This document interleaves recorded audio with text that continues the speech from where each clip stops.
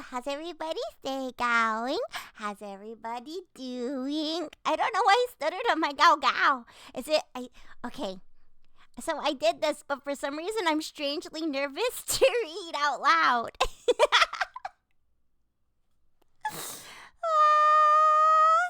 I have my light on, but I had to dim it because it's making a very big shine here.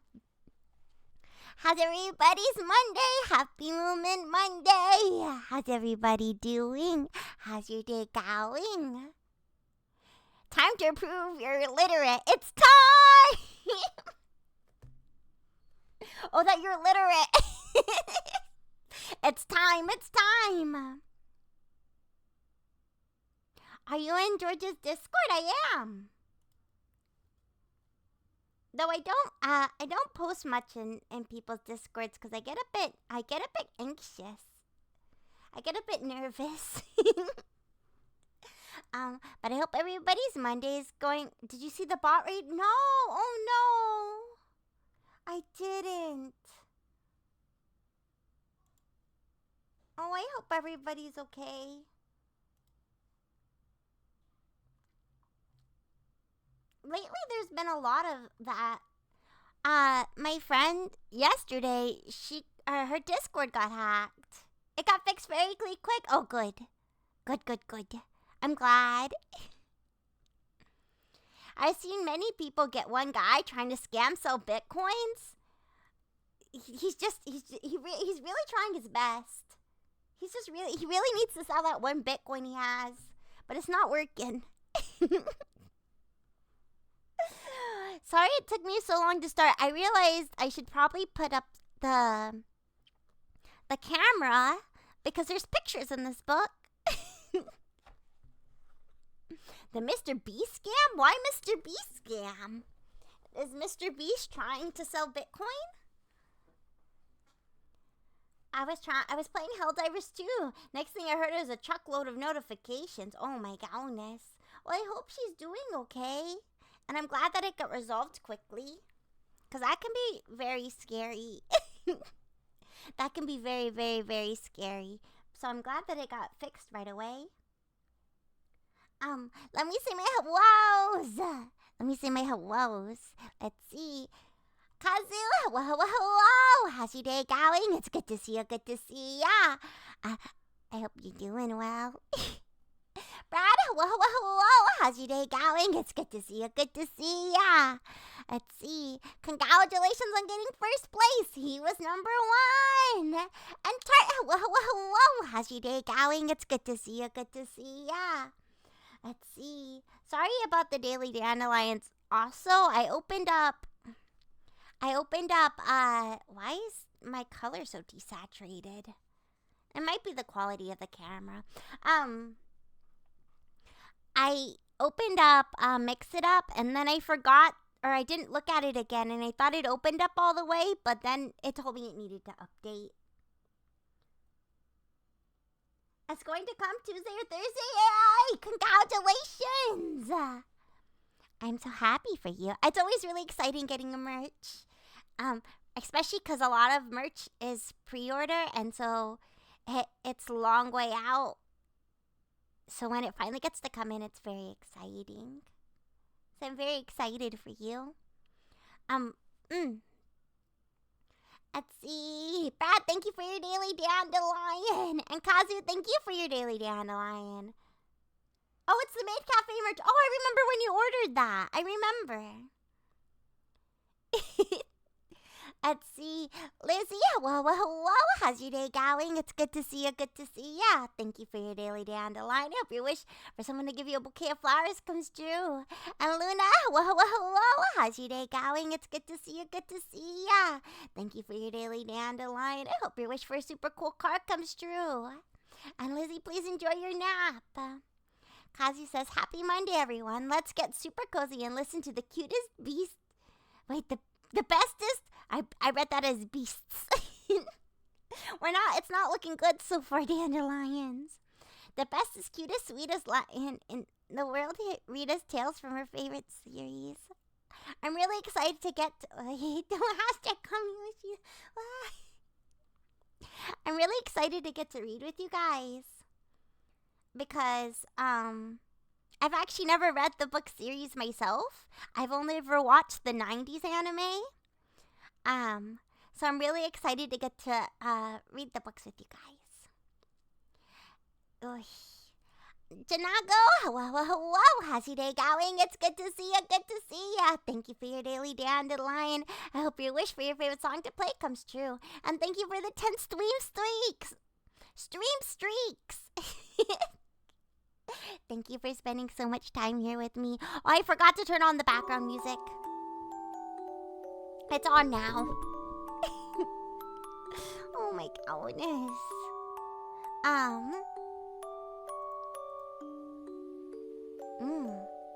Let's see. Tart, thank you for your daily dandelion. I hope your wish for a winning game comes true. Oh, Yay! Let's see, Robo. Hello. How's your day going? It's good to see ya. It's Rion time. It's Robo time. It's so good to see you, Robo. How's your Monday going? Brad said I lost out on dandelion today. Yeah, I think, if we give back the points, are you allowed to use it? Like if I reject it? Oh, that's not right.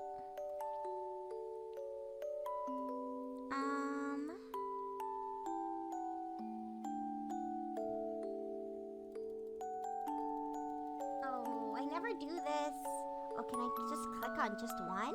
Oh my goodness. What? Oh my goodness, wait, I'm behind. Yosume, thank you for your continued support as a dandelion for 6 whole hecking months. Thank you for your continued support as a dandelion for 10 whole hecking months. In 2 months, it'll be a whole year. In 2 months already? Thank you for always supporting this little lion. I was trying to see if I rejected it, can you do the daily dandelion? And then I have to mark all the other ones as complete.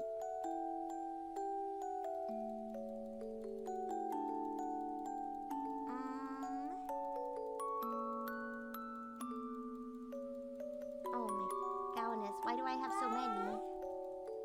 Yosume, thank you for the 100 bits. I appreciate it. Itty bitty bits.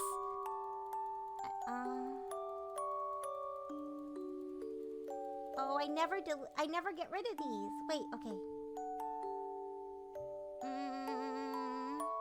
Reject. And then mark the rest as complete. So I don't have to look at anymore. Oh. Okay, we're just gonna leave that alone for now. Let's see. Let me continue. I'm so sorry. Valkyam, thank you for your continued support as a dandelion for 20 months.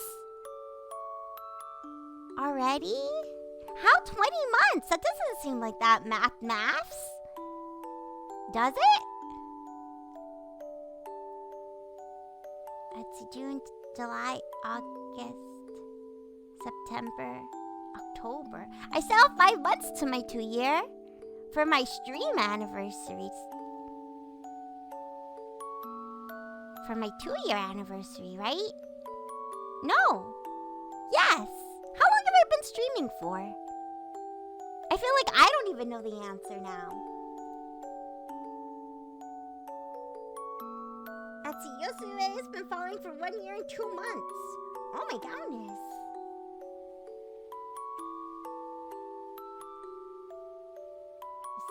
Oh, Ryan, you can turn off the.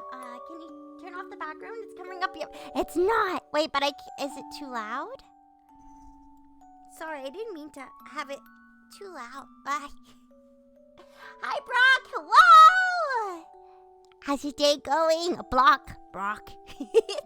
I'm thinking of Brock from Pokemon. Hello. Sorry, I'm behind. Wait.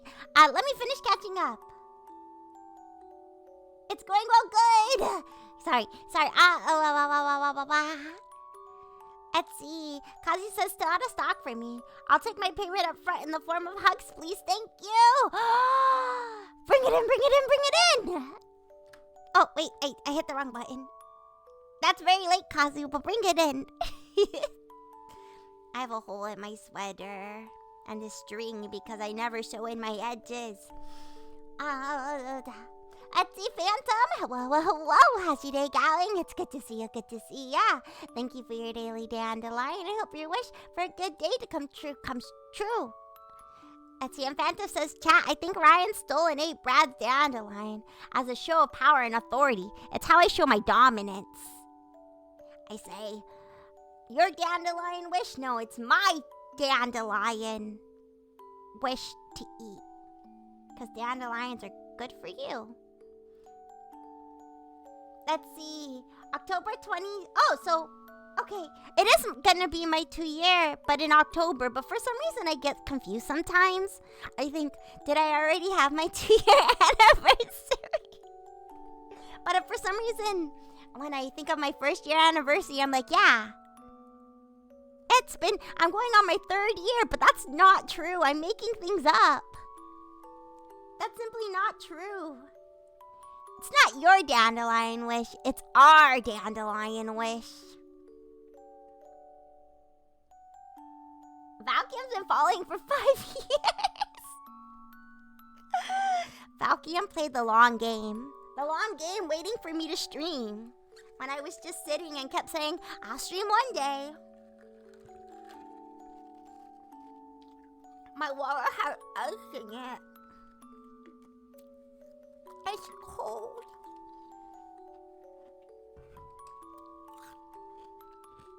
Can you hear me chew it? Sorry, you guys didn't ask to hear that. But could you hear it?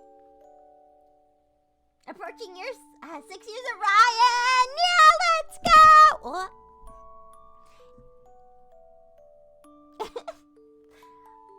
It's her 8th stream year. 8th stream streaming. Yeah, I've just been going on for forever. Rion ASMR going wild today. Is that what you guys came here for? There's no promises you'll get it, but I could probably chew some more ice if you want to hear more ice chewing. Sorry. Yeah, my account is for 2020 because Tippa started around that time, and Tippa's like, you should do it. And I said, okay. And so then I bought the 3D model, but for the longest time I didn't have a computer, so I couldn't stream even if I wanted to. I couldn't stream even if I wanted to. iPad baby Rion. I was an iPad baby. I was an iPad baby. And then I finally got a computer. And then for a while, I was still too nervous, so I didn't. And then Tippa, I wanted to play Minecraft. So Tippa told me if I started streaming, I could play she would start a Minecraft server. And so then I started streaming. But I'm glad I did because I enjoy it. It's really fun. It's bad for your teeth. Okay, I won't chew anymore.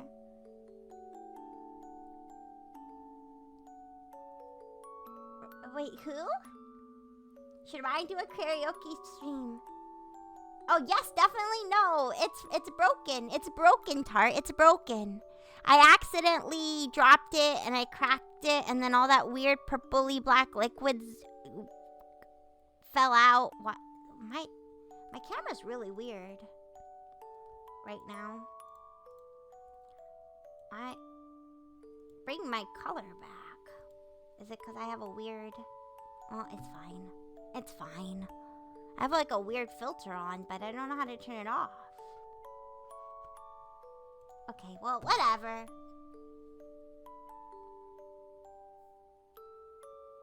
Small pieces should be good to chew on, though. It's very soft ice, if that helps. I'm supposed to be saying my hellos. 1 second. Sorry, I keep getting sidetracked. Let's see.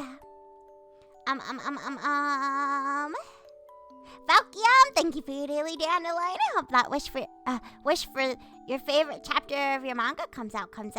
And Yosume, hello. How's your day going? It's good to see you. Let's see.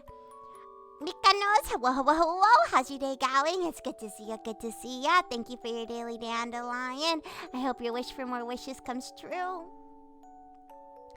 Let's see. And Monte, whoa, how's your day going? It's good to see ya, good to see ya. Thank you for your daily dandelion. I hope your wish for a sunny day comes true. You good, Ryan? I'm good. I am. I was just a little nervous. For some reason, every once in a while, even though it's been a while now that I've been streaming, I used to get nervous every time I started streaming. I feel like I went for almost 6 months where my heart would race before I hit the start streaming button. But it doesn't do that anymore. But every once in a while, when I'm doing something new, I get a little nervous. I just get nervous doing new stuff. So, yeah. KH, whoa, how's your day going? It's good to see ya, good to see ya. Thank you for your daily dandelion. I hope your wish for the anime you've been waiting for it to come out comes out. Oh. And then I already said thank you to Yosume for their continued support as a dandelion. Ryan just hit reject all. No! All the points spent. Let's see. Hello, how's your day going? It's good to see you, good to see ya. Thank you for your daily dandelion. I hope your wish for your favorite song to play comes true. Let's see. And Clay, thank you for the 3 stream streaks. Thank you for spending so much time here with me. I really appreciate it. Let's see. I'm Murasaki. Whoa, how's your day going? Thank you for your daily dandelion. I hope your wish for that lucky $5 bill comes true. And then I hope you enjoy your nap. Clay says I have one moomin book I would read to my little boy for him to practice reading. Sent it in the Discord. Oh my goodness. Wait, let me look at it really quick. I have almost all of them. I think I might be missing one. This is the one for the game we were playing, I'm pretty sure. Finn Family Troll. Okay, sorry. I got distracted. I'm very in an easily distracted mood today. Oh, wait, Moomin and the Golden Leaf. How pretty. The art in that book looks beautiful. Let's see. Hi, Maylin. Hi, Sweet Pea. How's your day going, gal? It's good to see you. Good to see you. Good to see you, gal. It's nice to see you again. I hope you're doing good, gal. I hope you're doing good, gal. Thank you for your daily dandelion. You wish for Ryan to say gal, gal. Are you ready? Gal, gal. No refunds, no returns, no exchanges. You get what you get and you don't get upset. Let's see. And Tart, thank you for the headband and the gal for 1 minute, gal. See, I went so fast this time. Let's see. Let me know which one. I hope you get it. Thank you, gal.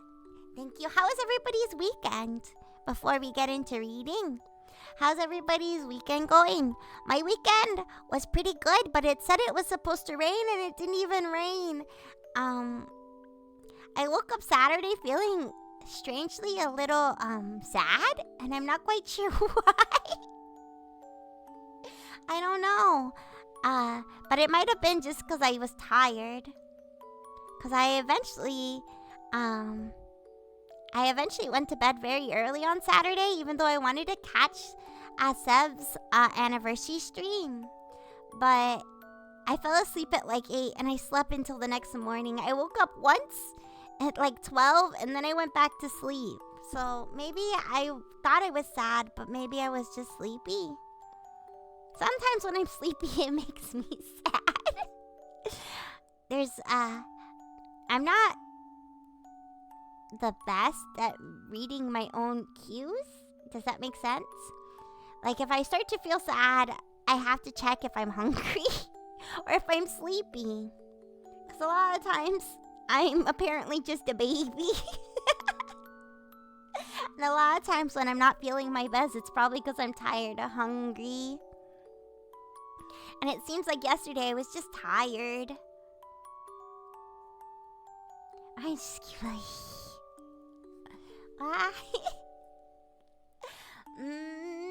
Magogo, whoa, how's your day going? It's good to see you, good to see ya.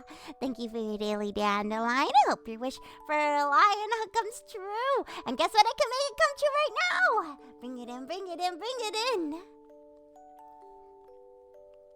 But, otherwise, my Saturday was good. I think I was just also a little sad because I wanted it to be rainy out because all the weather told me it was meant to be rainy. And then it didn't rain. It didn't rain at all except when I woke up one time in the middle of the night. It rained then. And I thought, why would you rain now? I wanted it to be a rainy day. And I didn't get to have a rainy day. And then Sunday, I was feeling better. And I played Marvel Rivals. And then I don't know what else I did. I didn't do anything in particular that was very interesting. No rain. I want the opposite of the rain, go away song. I want the rain, come again. Today. Yeah, but it didn't come. Boo. But that's okay. Kazu said I was feeling off this weekend too, but I'm doing a little better today. I'm so glad. I'm glad. But otherwise, my weekend was pretty uneventful because I just stayed at home. I probably should have gotten some more cleaning done, but I didn't. I didn't get more cleaning done. But that's okay. It just means I have more time to do some cleaning. I think I'm gonna do some cleaning a little bit before I go to work. I did wash my bed sheets though, and so now they all smell like detergent, which makes me happy. It's been raining the whole day there. How nice and cozy. I hope you've been enjoying the rain. I hope you get to stay inside. Rain's coziest when you get to just stay inside and cuddle up with a blanket. Etsy, Riku. Also, hi, Riku. Thank you for your daily dandelion. I hope your wish for a cozy blanket comes true.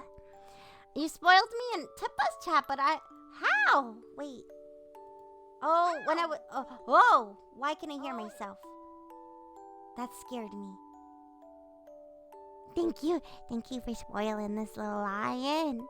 Thank you. Okay, we're gonna get into the reading. I was at work when it started to rain. Oh! Did you get to go home already, or are you still there, Tart? Are you still there? So I have two options of which Moomin books to read, right? So this Moomin book is, the game that's coming out is based to come out. Oh, this was Saturday. Oh, I see. This is the book, that the game's coming out that I wanna play for you guys. But technically, when you look up the book order for Moomin,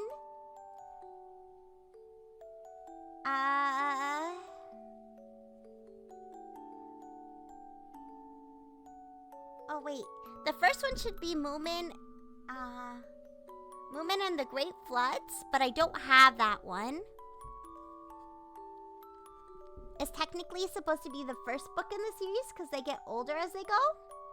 But then, the second book would be Common in Moomin Land. So technically, this would be the first book of the series that I have. But this is the book for the game.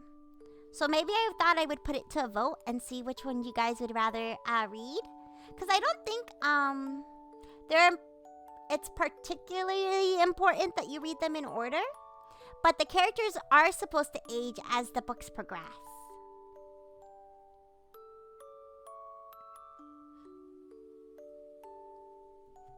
So I thought maybe I would ask which one. Hi, Yume! Hello. How's your day going? It's good to see you. Good to see ya.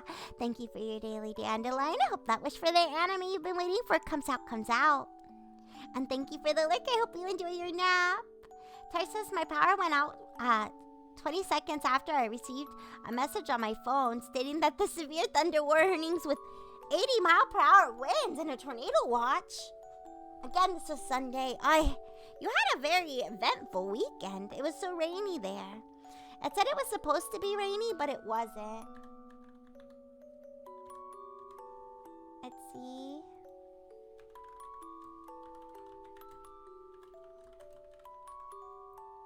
But why am I yelling?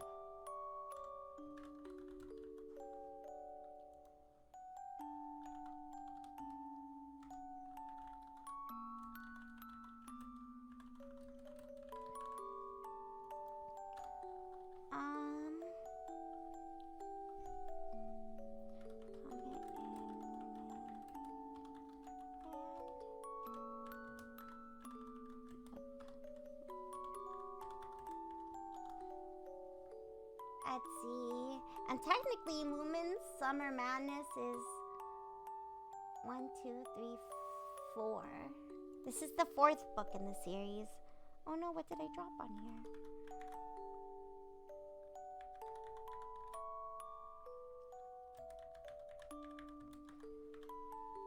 Oh my goodness. Oh my... Leafies! Hello, hello, hello! How's your day going? It's good to see you, good to see ya! Thank you for your continued support as a stand-a-lion for 5 whole hecking months. Thank you for supporting this little lion for so long.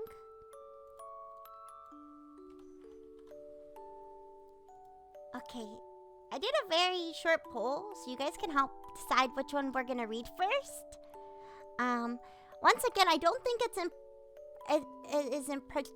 is particularly important that we read them in order.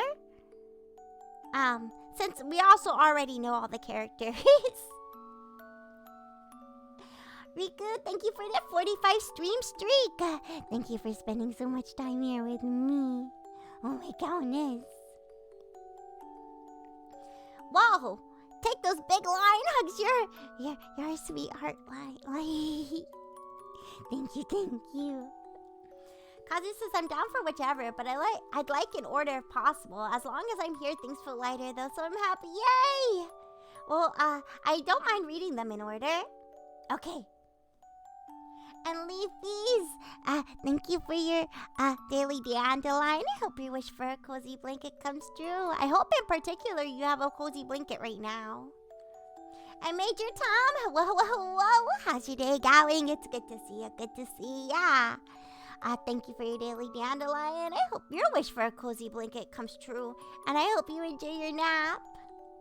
Burst out the tree. Gal, how are you? I'm doing good. Oh my goodness. How are you doing, Leafies? How's your day going? Are you having a good Monday? And thank you for your 45 stream streak. Thank you for spending so much time here with me. Oh my goodness. I hope you're enjoying your day. Thanks for being here and spending so much time. I appreciate it. And CM Bell, hello. How's your day going? It's good to see you, good to see ya. Thank you for your daily dandelion. I hope your wish for someone to give you a bouquet of flowers comes true. I'll say I do have a cozy blanket. I'm a little sick, so getting all comfy. Please feel better soon. Make sure you're drinking lots of liquids, okay? And soup. I don't know if soup actually makes you better, but it makes you feel better, I think.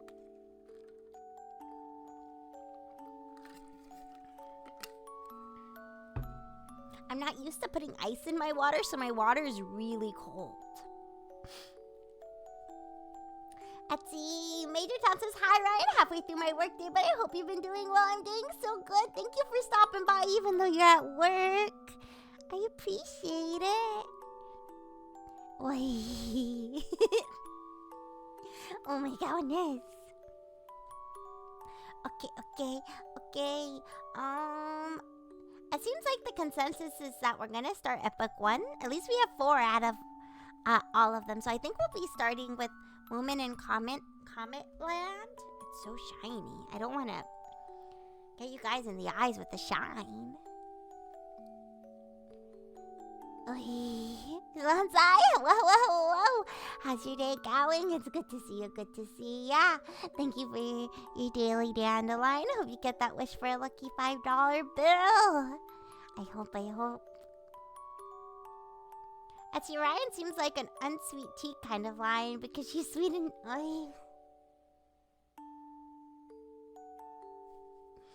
Oh my goodness.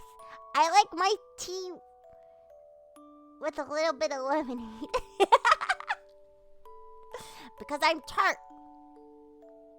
I'm tart. And sweet. Where am I going with that? I actually don't know. I actually don't know where I'm going with that. What are you talking about? You always hit us with that sunshine every time you smile.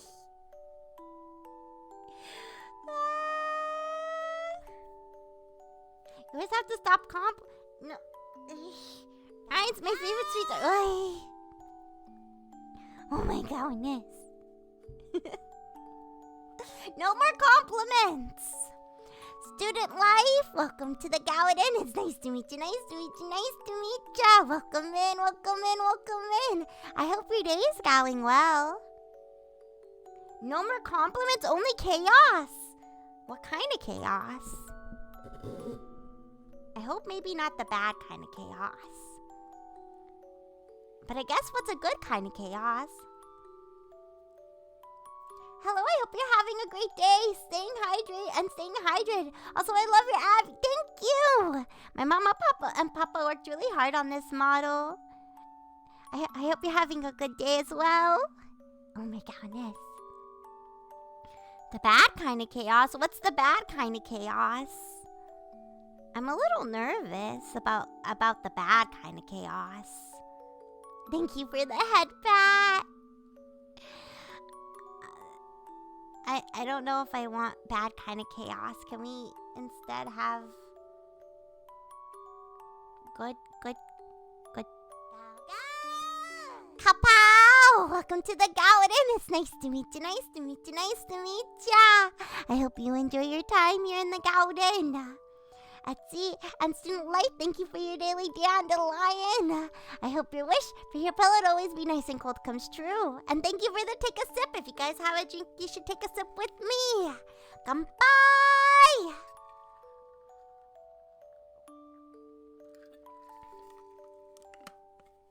Ryan seems like the Adepta Sorita's army user in Warhammer 40k because she wants to be surrounded by cuties. That sounds very much like me. That sounds very much like me. Yes. I want to be surrounded by cuties. Etsy. It's too late to eat all the dandelions. You're gonna eat yourself? You're a dandelion. And thank you for the posture check. Let's make sure we're all sitting up super duper straight. Let's see. Google the series battles. Okay. I think you've showed me them before.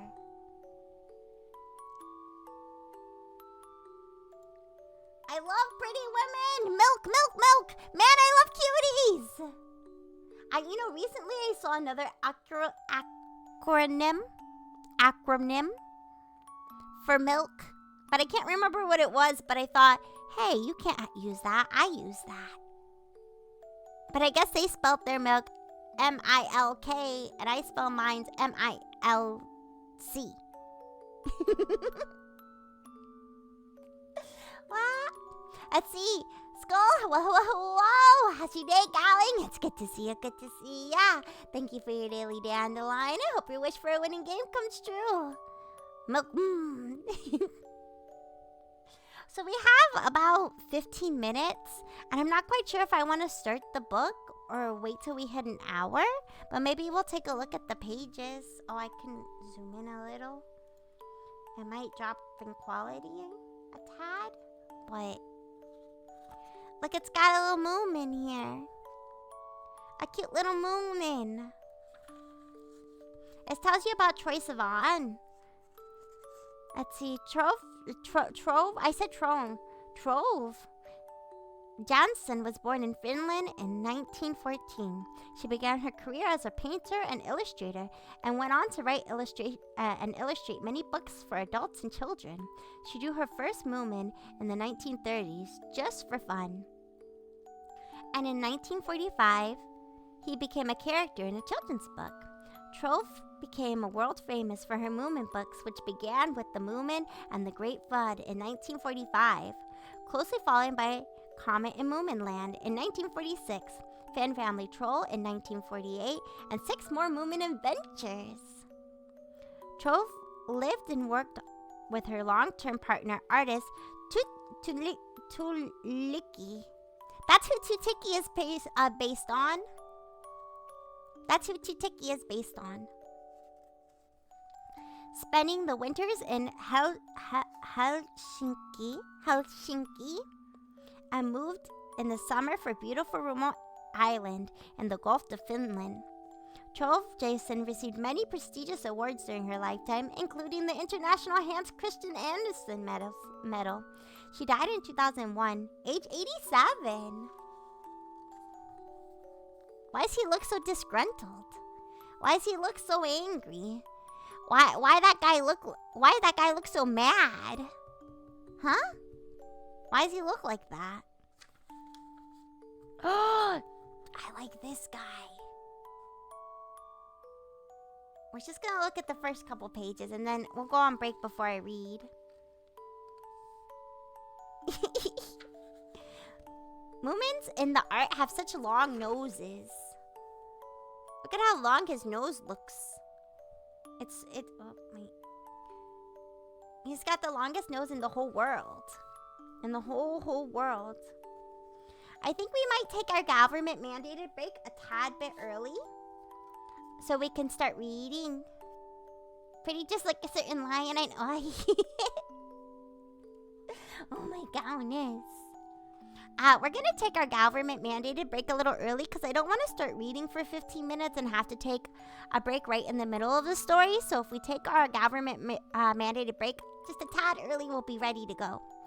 For those who have never been here for a government mandated break before, it's a 3-minute break where I run an ad and we all take a break. We use that time to stand up, stretch, get a drink of water, even a snack, and most importantly, we go to the bathroom. Okay, your laundry's done, so that's perfect. Let's go! Thank you for the 3 streaks. Thank you for spending so much time here with me. Okay. I'll see you guys in 3 minutes, okay? Well, that's 5. 3 minutes, okay? 3 minutes. All right. We'll be right back. We'll be right back.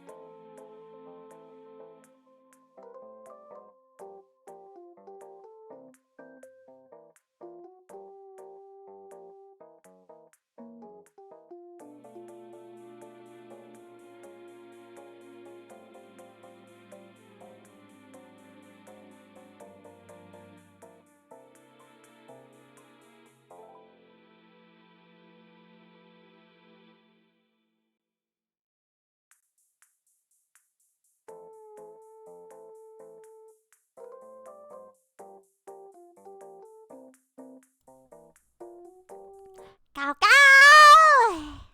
And we're back. Did everybody use your time wisely? Yeah. And also, a Vargness Gregory.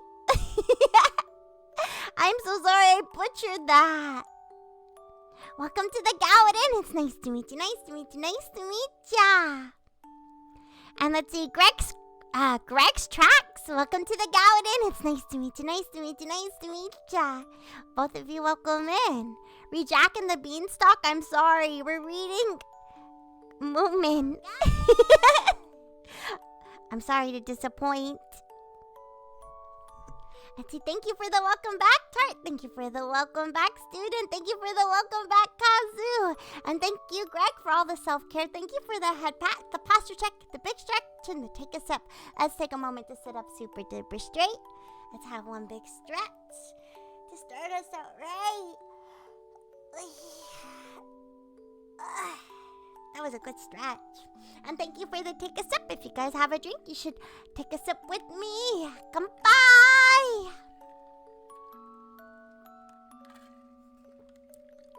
Reading all the pages.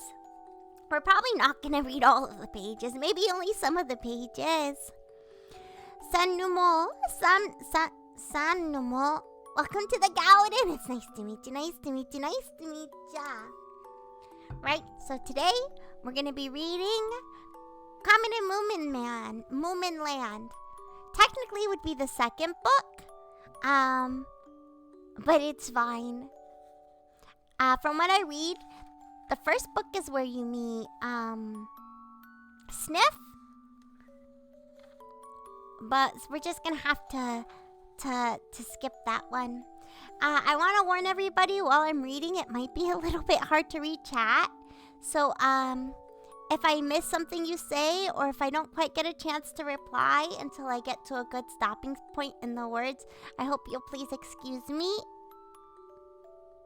My homie Sniff, I'm sorry, Kazu. Maybe I should make a pin note about it. Because I don't want anybody to feel like they're ignored. I got you. Thank you, Kazu. Thank you, thank you. Thank you for the big stretch, Student. Let's take a moment to stretch together. Oh my goodness. Also, perfect timing, guys. That's my wife.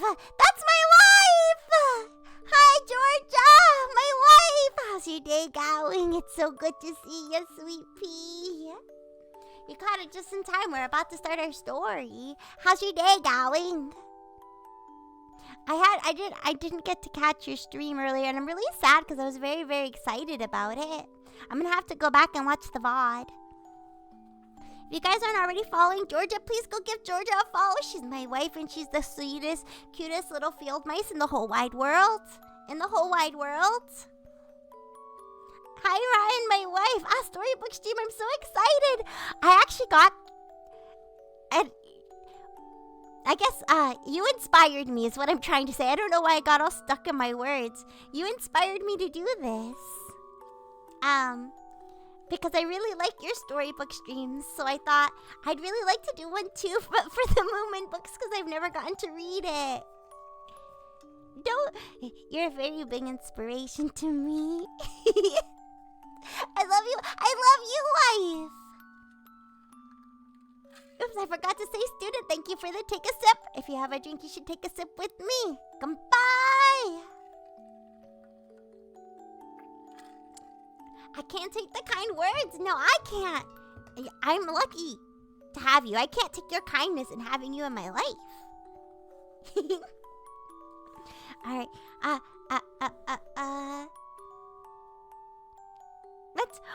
Let's read sometime, wifey, please. Let's read together sometime. Oh my goodness.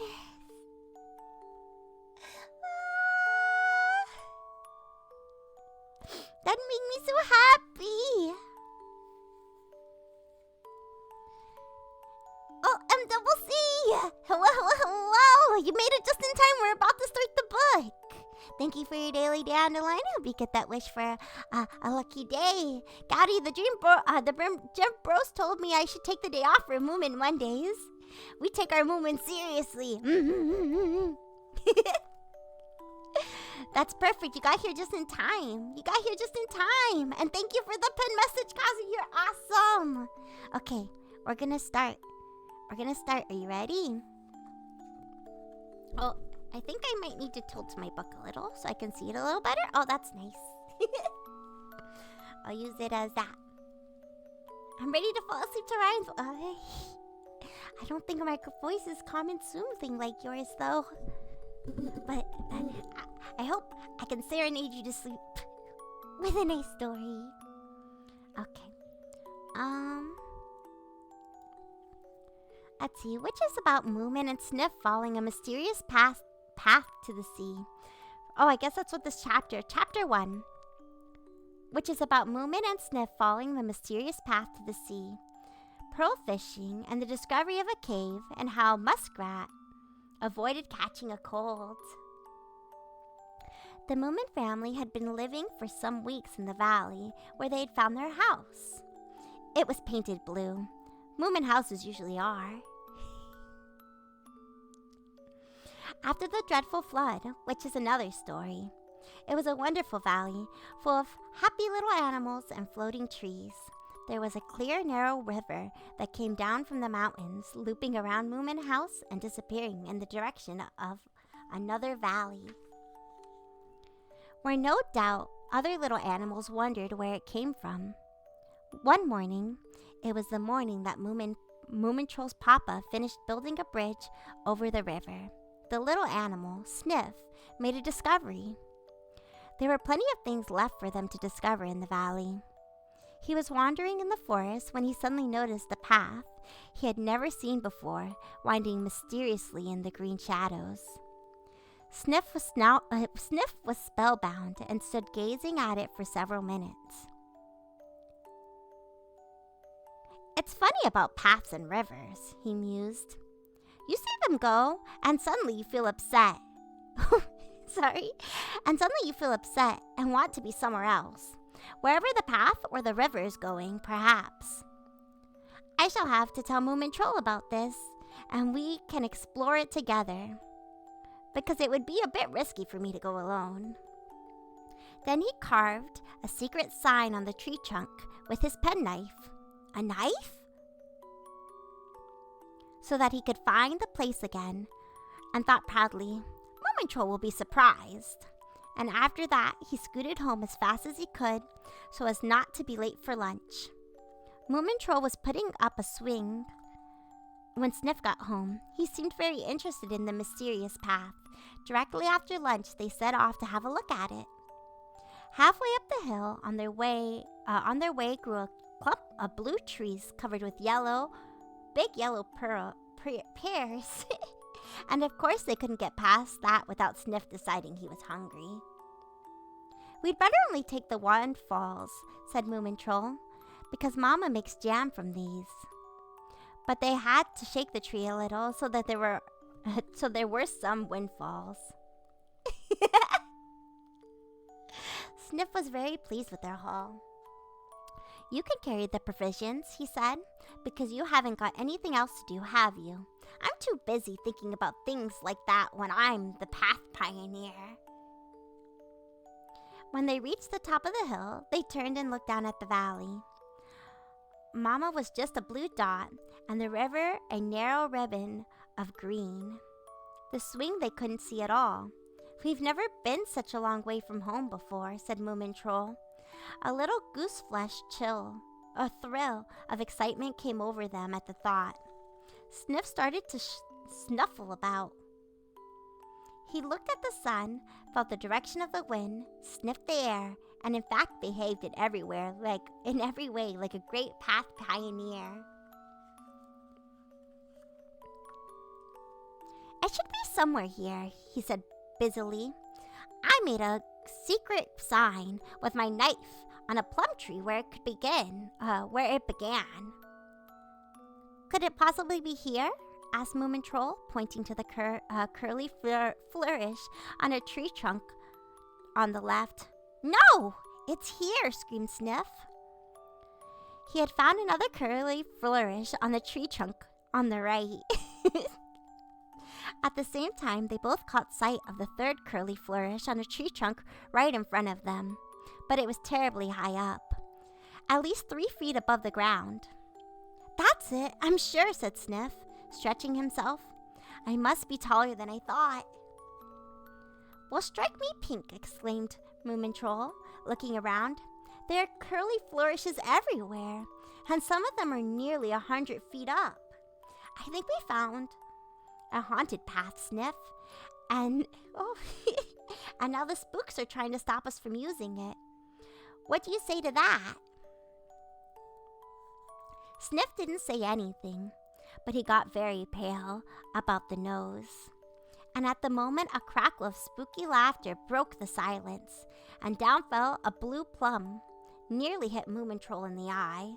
Sniff gave a screech of terror and ran for cover.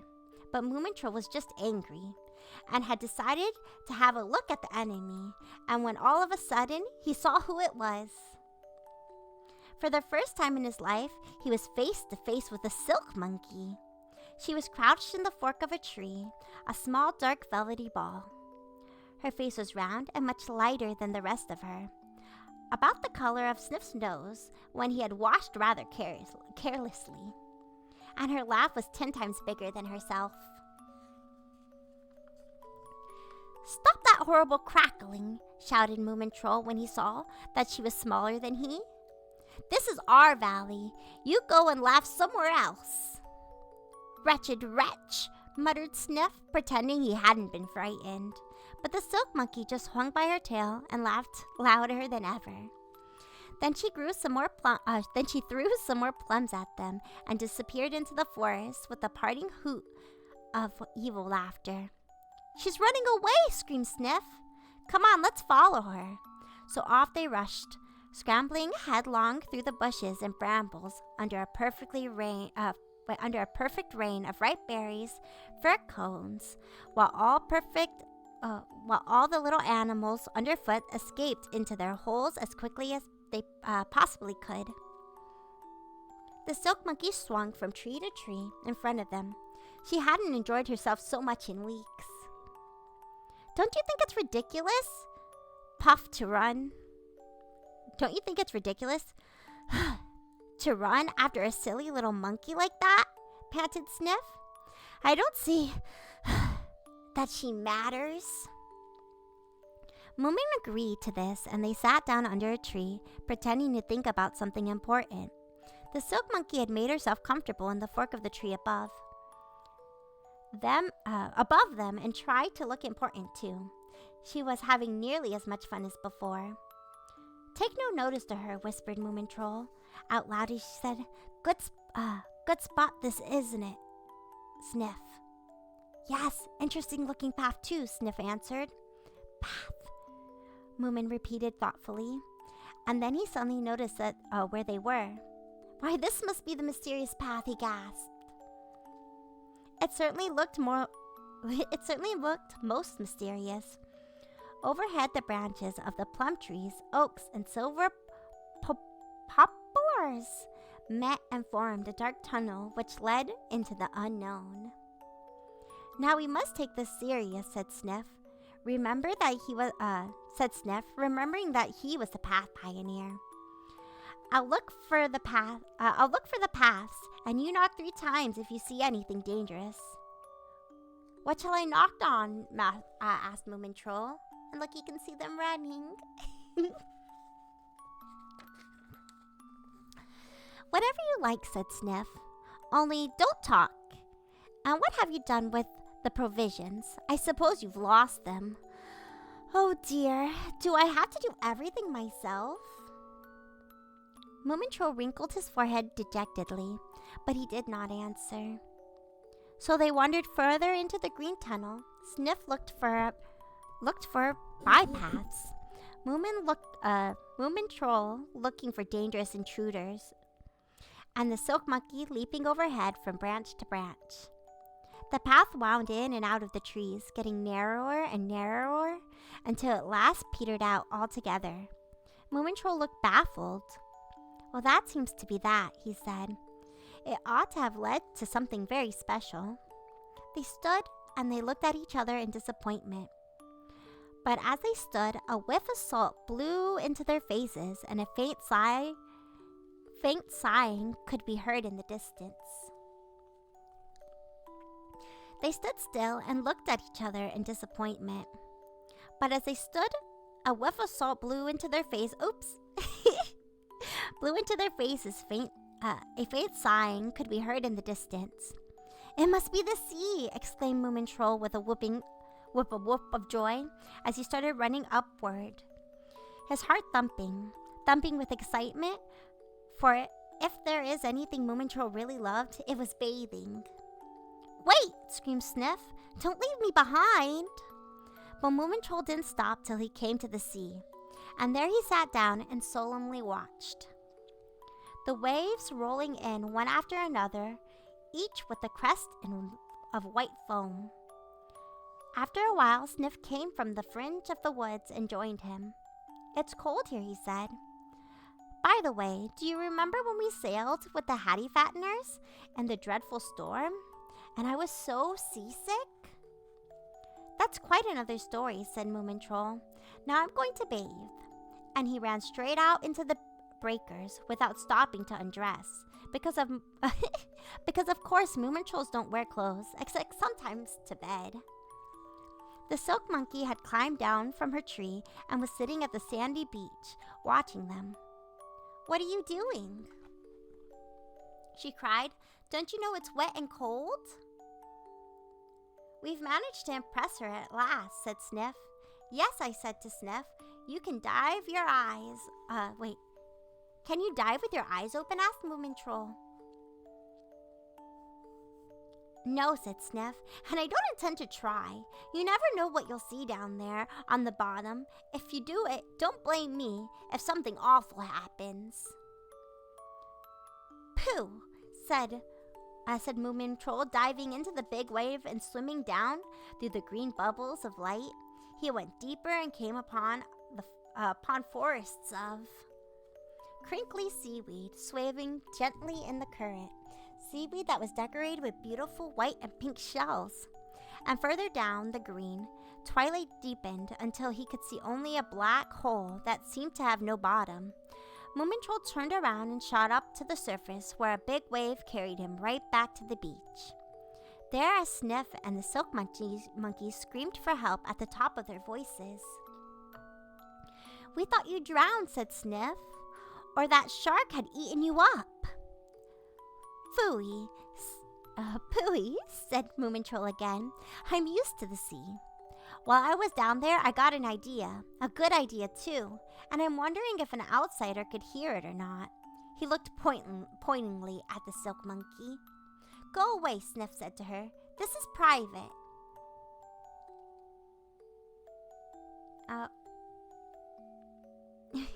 "Go away," Sniff said to her. "This is private." "Oh, please tell," entreated the silk monkey, for she was the most inquisitive creature in the world. "I swear I won't breathe a word."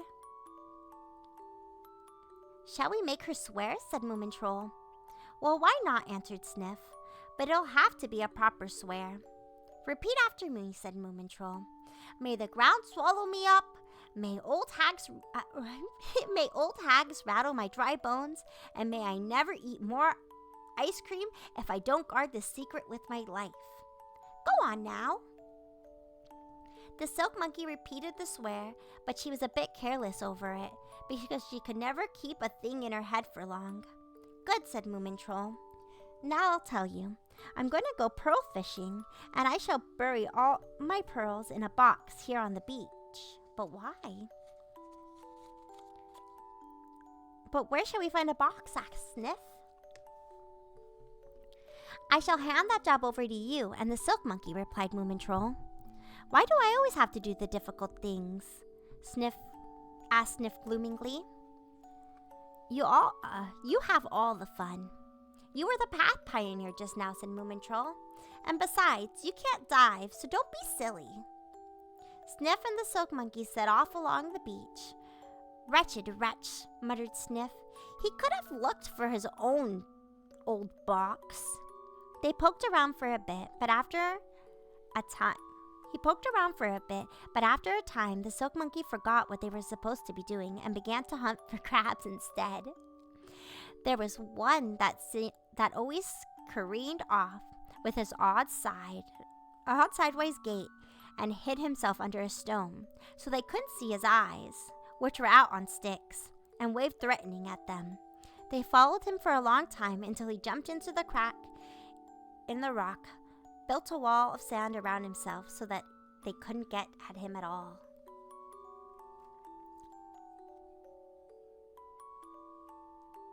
Well, he's gone anyway, said the silk monkey. Come on, let's climb the rocks. It was a wild bit of coast, the rocks steep and jagged. After they'd been climbing for a bit, they found themselves on a narrow ledge above the sea, with a sheer rock wall on one side and a steep drop to the ocean on the other.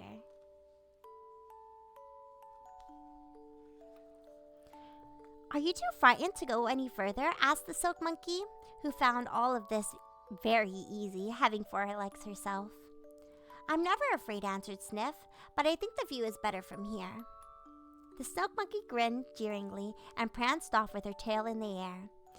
After a time, Sniff heard her laugh. Hello, she shouted. I found a house for myself. Not a bad house either. Sniff hesitated for a moment, but he couldn't resist the thought of a house. He'd always loved houses and unusual places. So he shut his eyes tightly and set off along the ledge. The spray drenched him several times, and he offered up a prayer to the protector of all small beasts. Never in his life had he been so frightened or felt so brave as he did creeping along the ledge. Suddenly, he tripped over the silk monkey's tail and opened his eyes. She was lying on her tummy with her head stuck in a hole in the rocks, talking and laughing, 19 to the dozen. Well, said Sniff, where's this house you were talking about? In here, screeched the silk monkey, and she disappeared completely into the rock. Then Sniff saw that it was a cave, a real cave, such as he'd had always dreamed of finding. Its mouth was rather small, but the inside of it opened out into a big room. The rocky walls rose smoothly up to a gap in the roof, which let in the sunlight. The floor was covered with smooth white sand. The silk monkey scuttered off to a cranny in one of the corners of the cave and started to sniff and poke at the sand. There may be a lot of crabs here, she cried. Come and help me look. Don't disturb me, said Sniff solemnly. This is my biggest moment of my life so far, and it's my first cave. He smoothed the sand with his tail and sighed. I shall live here forever, he thought, and I shall put up a little shelf and dig a sleep hole in the sand and have a lamp burning in the evenings. And perhaps I'll make a rope ladder so that I can go up to the roof and look at the sea. Moomin Troll will be surprised.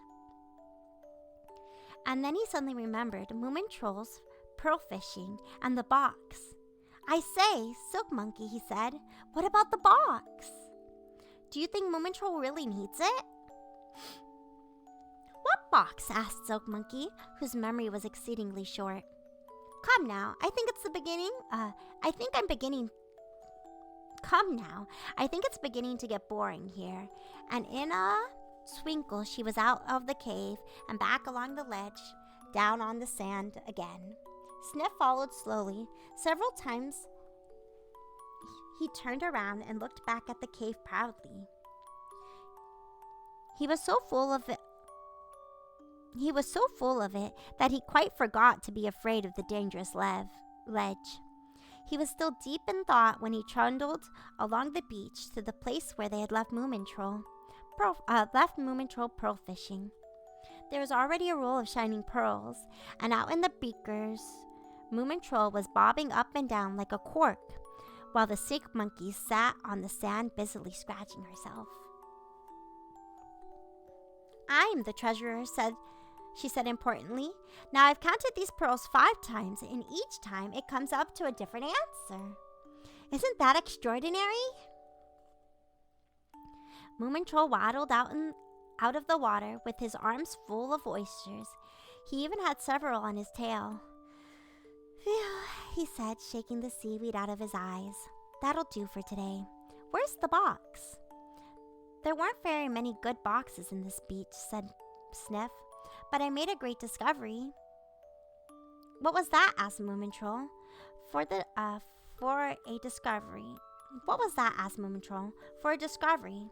Next to the mysterious path, bathing and secrets was what he liked the most of all. Sniff paused and then said dramatically, A cave! A real cave?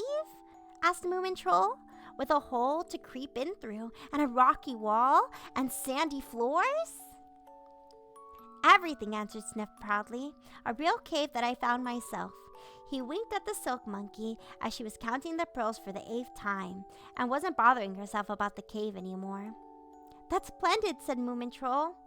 Wonderful news. A cave is much better than a box. We'll take the pearls there at once.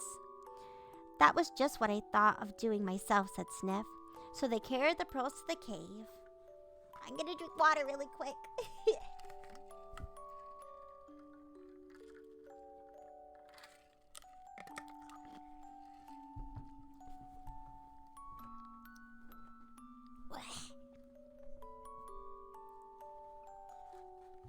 There we go.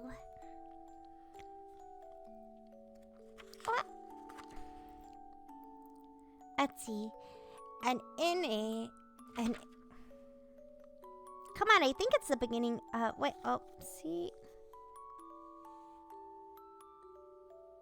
Oh, I see. So they carry the pearls to the cave and arrange them neatly on the floor, and then lay down on their backs, looking up at the sky through the gap in the roof. Do you know something? Said Moomin Troll. If you fly hundreds and hundreds of miles into the sky, you come to where it isn't blue anymore. It's quite black in the daytime too. Why is that? Asked Sniff. It just is, answered Moomin Troll. And up there in the dark are great sky monsters, such as scorpions, bears, and rams. Are they dangerous? Asked Sniff. Not to us, replied Moomin Troll. They only snap up a few stars now and again. Sniff pondered this deeply.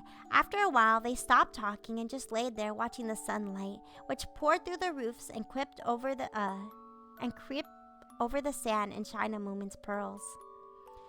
It was late in the evening when Moomin Troll and Sniff got back to the blue house in the valley. The river flowed with hardly a ripple under the bridge, which showed up vividly in its new coat of paint, and Moomin Mama was arranging shells around the flower beds. Look, it's Moomin Mama! Make some tea on the next break if you have the time. I'll look to see. It's a little bit warm in my room, so I'm not sure if I'll have tea. We've had supper, she said. You'd better see what you can find in the larder, my dears. Moomin Troll was hopping with excitement. We've been at least 100 miles from here, he said. We followed the mysterious path, and we found something terribly valuable that begins with P and ends with L. But I can't tell you what it is because I'm bound by a swear. And I found something that begins with C and ends with E, squeaked Sniff. And somewhere in the middle, there's an A and a V, and I won't say any more. Well, said Moomin Mama, fancy that. 2 big discoveries in one day. Now run and get your suppers, dear. The soup is keeping hot on the stove, but don't clatter about too much because Papa is writing. And she went on laying out the shells, 1 blue, 1 white, and a red in turns. 1 blue, 2 white, and red in turns, and it looked very fine indeed. She whistled quietly to herself and thought there was rain in the air. A wind was getting up, and now again a strong gust shook the trees, turning their leaves inside out, and Moomin Mama noticed an army of clouds massing on the horizon and began to march up the skies. I do hope there isn't going to be another flood, she thought, picking up some of the shells that were left over and going into the house. So the first drop of rain began to fall. Into the house as the first drop of rain began to fall. In the kitchen, she found Moomin Troll, Sniff, curled up together in the corner, tired out by their adventures. She spread a blanket over them and sat down by the window to darn Moomin Papa's socks. The rain was pattering in the roof and rustling outside.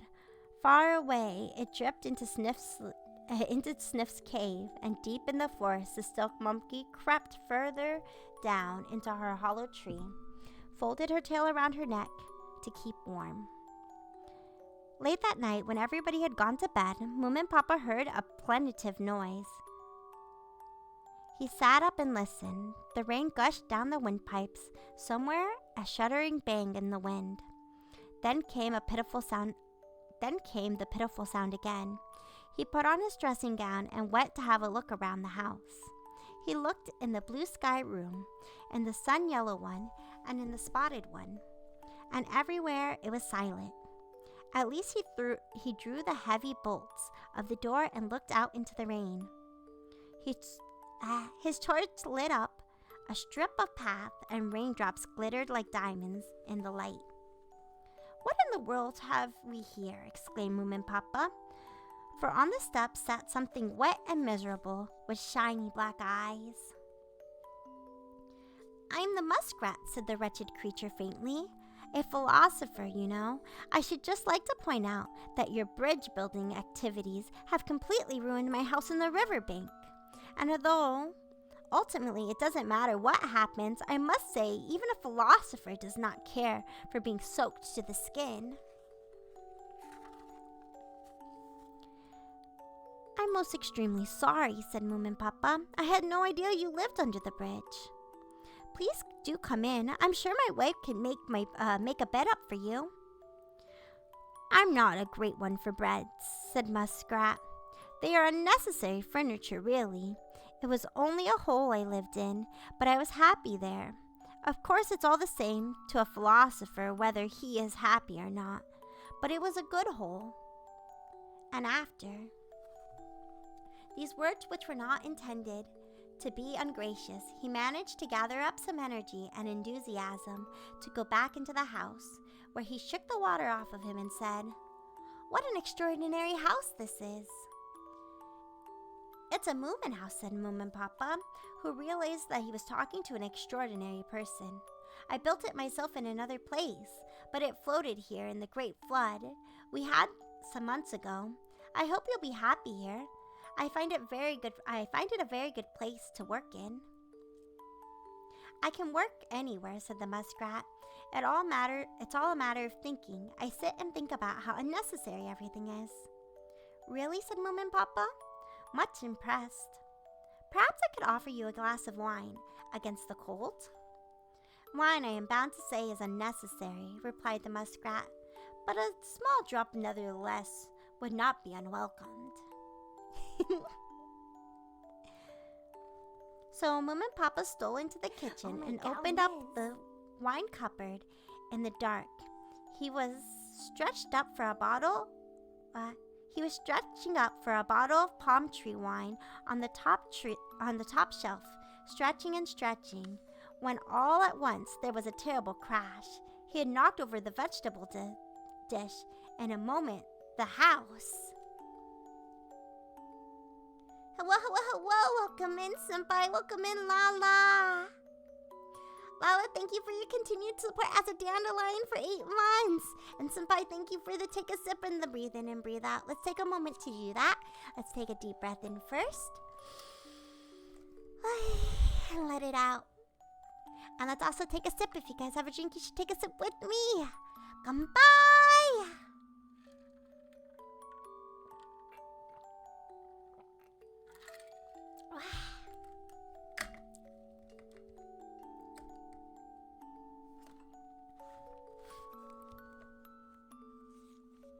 In a moment, the house came to life. People shouted and banged doors, and Mama came running down the stairs with a candle in her paws. Oh, it's you, she said. I thought somebody must have broken in. I wanted to get the palm tree wine down, said Moomin Papa, and some silly old fool had put that stupid vegetable dish right on the edge of the shelf. Never mind, said Moomin Mama. It's a really good thing it's broken. It was so ugly. Climb up on a stool, dear. It'll be easier. So Moomin Papa climbed up on a stool and got down the bottle and 3 glasses. Who's the third one for? Asked Moomin Mama. The muskrat, answered Moomin Papa. A great man. He's coming to live here, with your approval, dear. He called the muskrat in and introduced him to Moomin Mama. They sat on the veranda and drank to each other's health, and Moomin Mama and Sniff were allowed down to and Moomin Troll and Sniff were allowed down too, although it was the middle of the night. It was still raining, and the wind had got trapped in the chimney and was howling eerily. I've lived on this river my whole life, said Muskrat, and never have I seen such weather. Not that it makes any difference to me, of course, except for giving me something new to think about. It would be much better if it rained in the hot, dried-up valley on the other side of the mountains. We don't need rain here, with the heavy dew we get every morning. How do you know that it's like that on the other side of the mountain if you've lived here your whole life, Uncle Muskrat? Asked Sniff.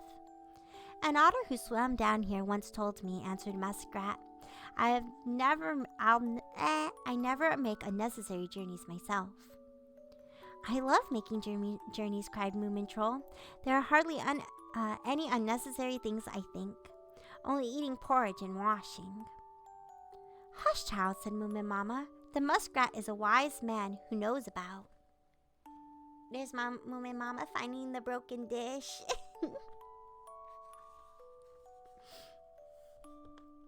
Thank you for the coolest cat redeem. Oh, but you took it on and you put it off.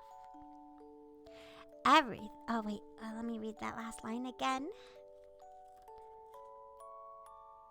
Hush, child, said Moomin Mama. The muskrat is a wise man who knows about everything and why it is unnecessary. I only hope that I said that there isn't going to be another flood. I only hope I said that there isn't going to be another flood. Who knows? Asked Muskrat. There has certainly been something strange in the air lately. I have had vague foreboding and thought more than usual. It's all the same to me, what happens, but one thing is certain, and that something is going to happen.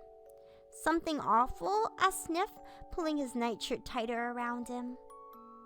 No one ever knows, says the muskrat. Now we'll all go to bed, said Moomin Mama.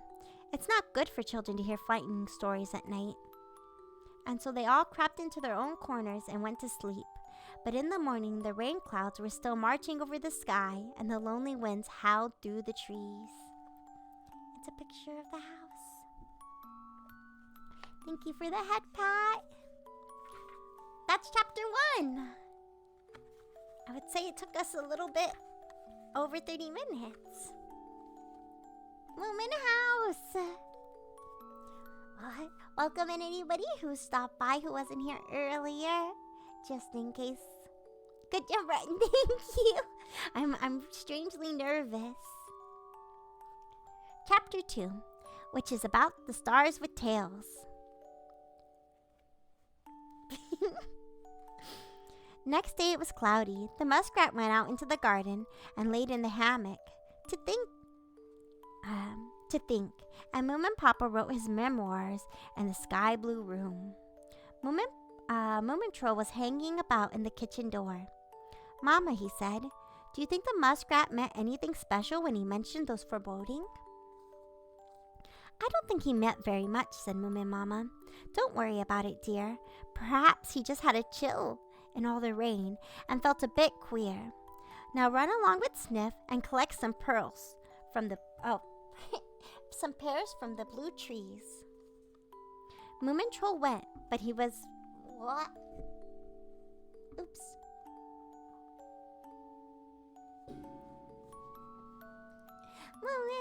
Yeah. Look, they're carrying a ladder.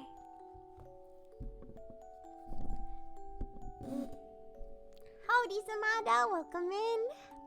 Moomin Troll went, but he was very thoughtful and decided he would talk to the muskrat about it later. He and Sniff carried the longest ladder they could find up the hill. Are we going to my cave? Asked Sniff. Yes, answered Moomin Troll. Later, but first we have to collect some pears for Mama. When they reached the biggest blue tree that they saw the silk monkey sitting in the branches and waved to them. Hello, she screeched. What awful weather. My house is slopping wet, and the whole forest is beastly. Are you coming to hunt for crabs? We haven't time, said Moomin Troll. Mama is going to make some jam, and besides, we've got more important things to think about. Tell, said the silk monkey. Let's see. I can't tell you, except that something's going to happen, said Moomin Troll. Something dreadful and unnecessary that nobody knows about. But there have been strange feelings in the air lately. He's so cute because he's just repeating. Ha ha, said the silk monkey. Very funny. Now shut up. Oh, now shut up, said Moomin Troll, putting the ladder up against the blue tree, and try to be helpful for a change. It was great fun picking pears because you could throw them down as hard as you'd like and they'd bounce off the ground like rubber balls. Moomin Troll and the other two picked and threw and shouted, and the pears hopped and bounced in all directions until the ground was covered in them. The silk monkey laughed so she nearly fell out of the tree. That's enough, gasped Moomin Troll. At last, we can't eat that much jam in a year. Sorry. We can't eat that much jam in a year. Now we'll roll the whole lot down to the river. I'll stop them at the bridge. You stay here and take care of this end, Silk Monkey. And Sniff, you can keep an eye on the water transport. Roll the pears into the river, screamed Sniff excitedly, and he ran to the river. While the Silk Monkey rolled the pears one after another down the slope, they plopped and swirled around in the current and bounced over the stones. Sniff ran here and there, poking them with a long stick, where they got caught on their journey down to the bridge. Moomin Troll trapped them with stacked up piles of wait. Moomin Troll trapped them and stacked up a big pile on the bank. After a time, Moomin Mama came out of the house with a big gong.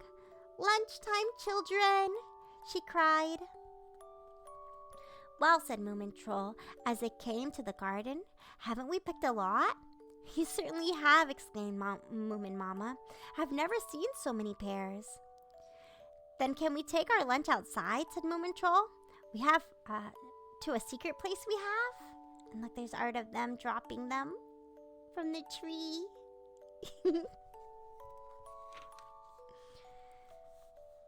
Oh, please, entreated Sniff. With lots of food, so that there's enough for the Silk Monkey.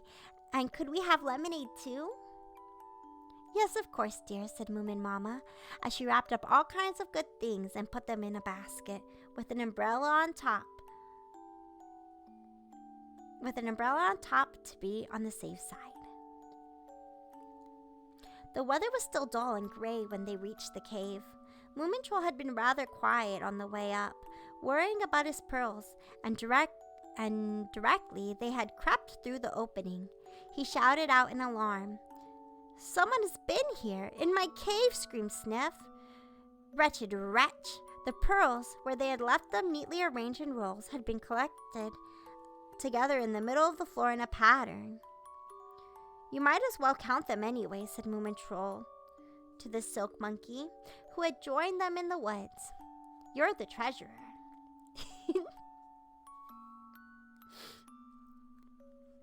He counted them 4 times.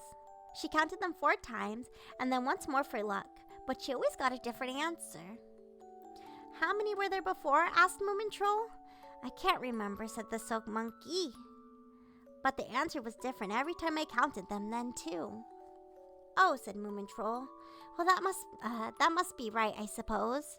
But I wonder who could have been here. They sat and looked gloomingly at the pattern of the pearls. It does look like something, said Sniff. At last, a star, I think. With a tail, said the silk monkey. Sniff looked suspiciously at her. I suppose it wasn't you who did it, he said, for remembering very well how Silk Monkey had made her curly flourish, marking the mysterious path on all the tree trunks.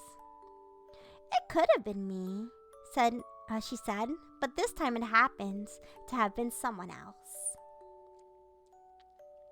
It could have been anybody, said Moomin Troll, but never mind now. Let's eat first.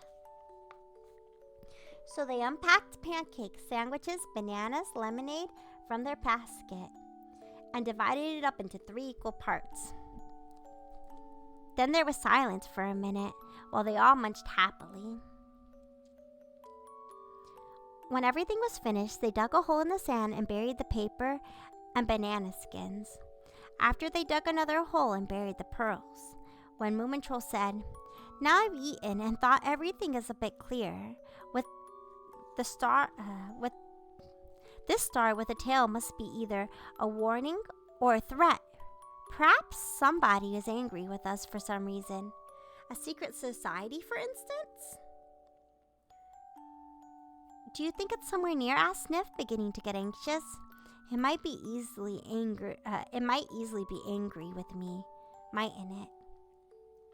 "Yes, you especially," said Moomin Troll. "That is very likely. Perhaps this is its cave you have discovered." Sniff went very pale and said, "Perhaps we should go home." Nobody took any notice of this, of course.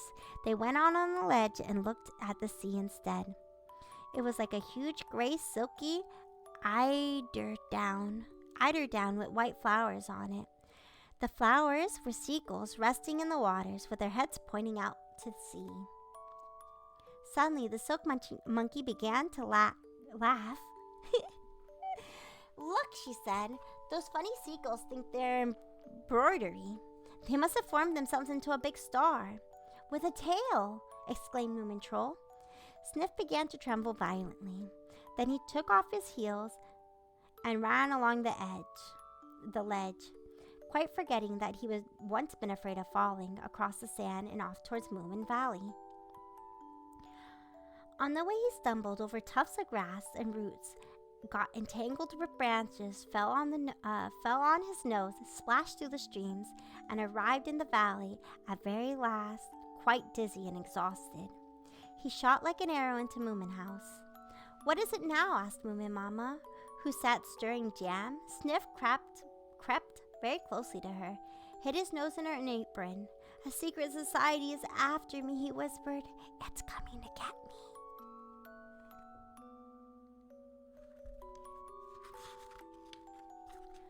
"Not while I'm here," said Moomin Mama. "Now what about a nice saucepan to lick out?" "I daren't," whimpered Sniff. "Not now, perhaps never." A little later on he said, "Perhaps just the edge, while I'm waiting." When Moomin Troll arrived, his mother's biggest jam pot was already full, and Sniff was licking out the bottom of the saucepan. Said Moomin Troll. "Strain's going on."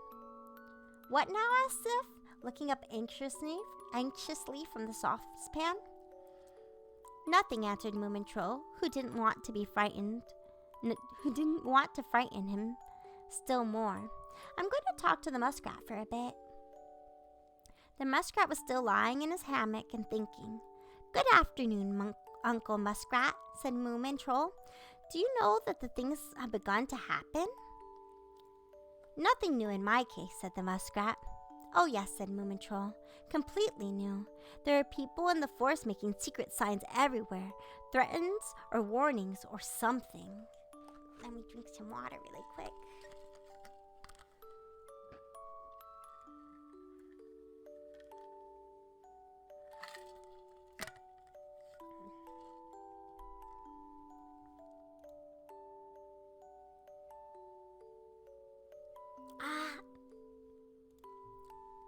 Give me 1 second.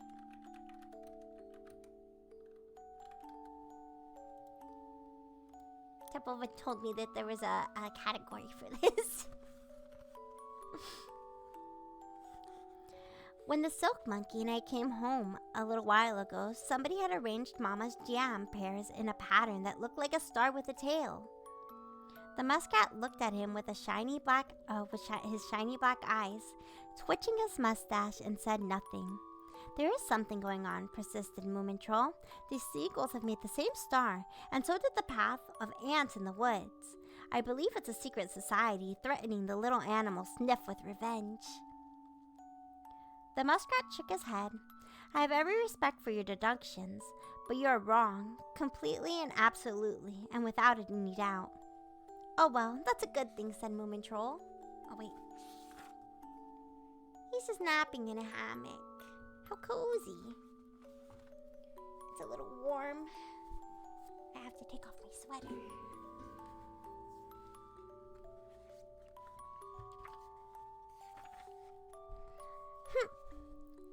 Rejoined the muskrat gloomingly. Of course it's all the same to me, but I must admit, I feel a trifle gratified that my foreboding was correct. What do you mean? Asked Moomin Troll. That something unnecessary is going to happen? The muskrat brooded silently. His forehead creased with wrinkles. Do you know what a star with a tail means? He asked at last. No, said Moomin Troll. It's a comet, said the muskrat. A glowing star that flashes through the empty black space beyond. The sky trailing a fiery tail behind it. Well, strike me pink, exclaimed Moomin Troll, and his eyes became black with terror. Will it come here?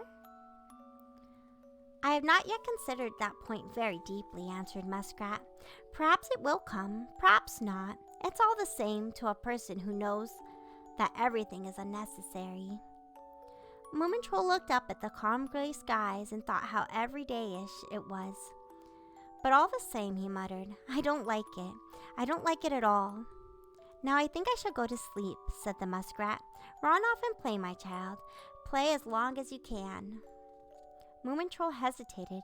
Just one more thing, he said. Is there anybody who knows a little more about the habits of the comet? Someone who knows if this one will hit the earth or not. Well, the professor in the observatory on the lonely mountain ought to know, said the muskrat. If they know anything at all, and that is. If they know anything at all, that is. Now run along and leave me in peace. Moomin Troll went off deep in thought. What did he ask? What did he say? Asked Sniff, who was waiting around the corner. Was it really a secret society? No, said Moomin Troll. And not one of those sky monsters either? Asked Sniff anxiously. Not a scorpion or a bear? No, said Moomin. Don't worry about it anymore. But why are you looking so serious? Sniff asked. I'm thinking, said Moomin Troll. I'm thinking about you and going on an expedition that will be the longest we've ever had. We are going to find the observatory on the lonely mountains and look at the stars through the biggest telescope in the world. And we had better go as soon as possible. Why so serious, Moomin? He's an adventurer! He's an adventurer! Okay, so we're going on to chapter 3, but I think we'll be probably split by chapter 3 if we don't take our government mandated break now. So let's take our government mandated break really quick. Let's use this time to stand up, stretch, get a drink of water, even a snack, and most importantly, go to the bathroom. Okay, Kazu, thank you for the 100 bits. I appreciate you the itty bitty bits. Sniff is my scaredy goat. He's just a baby, the biggest scaredy cat in the whole wide world. Are you guys enjoying the story so far, though? I think it's very interesting. So I know in the first book you meet Sniff, and I guess from my understanding, that's how Moomin House ends up in Moomin Valley, because it was somewhere else before, but it seems that the flood has moved them to a whole new place. which I think is quite cute. Yes, you're enjoying. I'm glad. Let's see. I could listen to Rion read for. I'm glad you're enjoying it. Let's see, and Caitlin, welcome in. How's your day going? It's good to see you. Thank you for your daily dandelion. Very cozy read. Moomin house sounds like a streamer. A streamer house? Dorm? Why? Oh my goodness. Why does it sound like a streamer dorm? You're gonna have to tell me. But we will take our break really quick. Let's take it really quick, because I think I'm gonna take a little... Huh?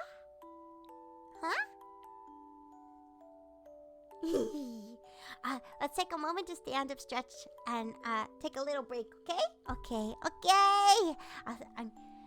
I'm enjoying the book, but it has made me a little sleepy. Maybe it's because I'm staring at words. I'll take my commune. Thank you. Okay, we'll be right back. I'll see you guys in 3 minutes.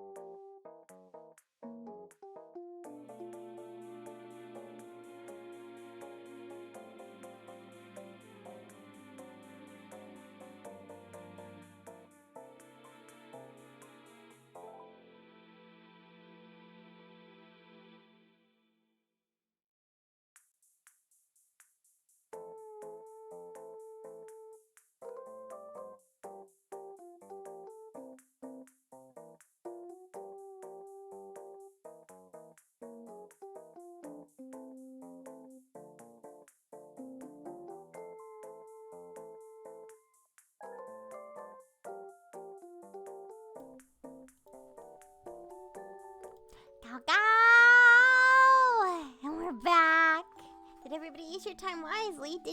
Yeah. Thank you for the welcome back, Kazu. Thank you for the welcome back, Julian. Thank you for the welcome back times 3. Let me take one more sip of water. I'm not quite sure how many chapters I plan to read.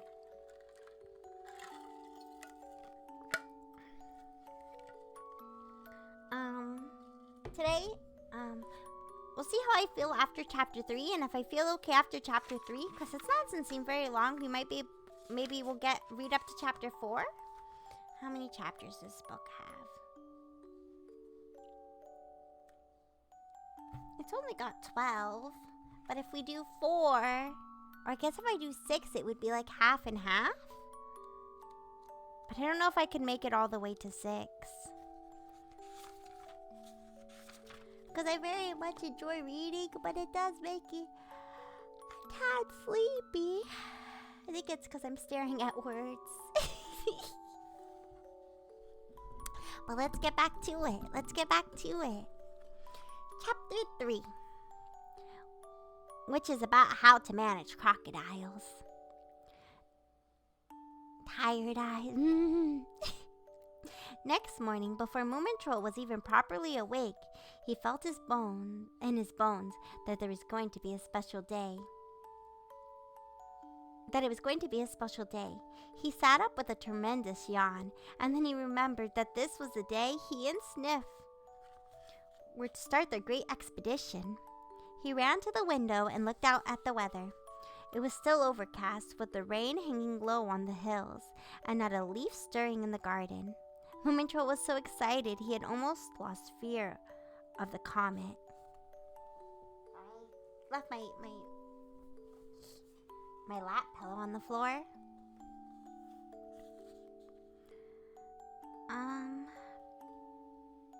We'll find out where this nasty piece of work is, and then we'll try to stop it here, he thought. But I'd better keep this to myself, said Sniff.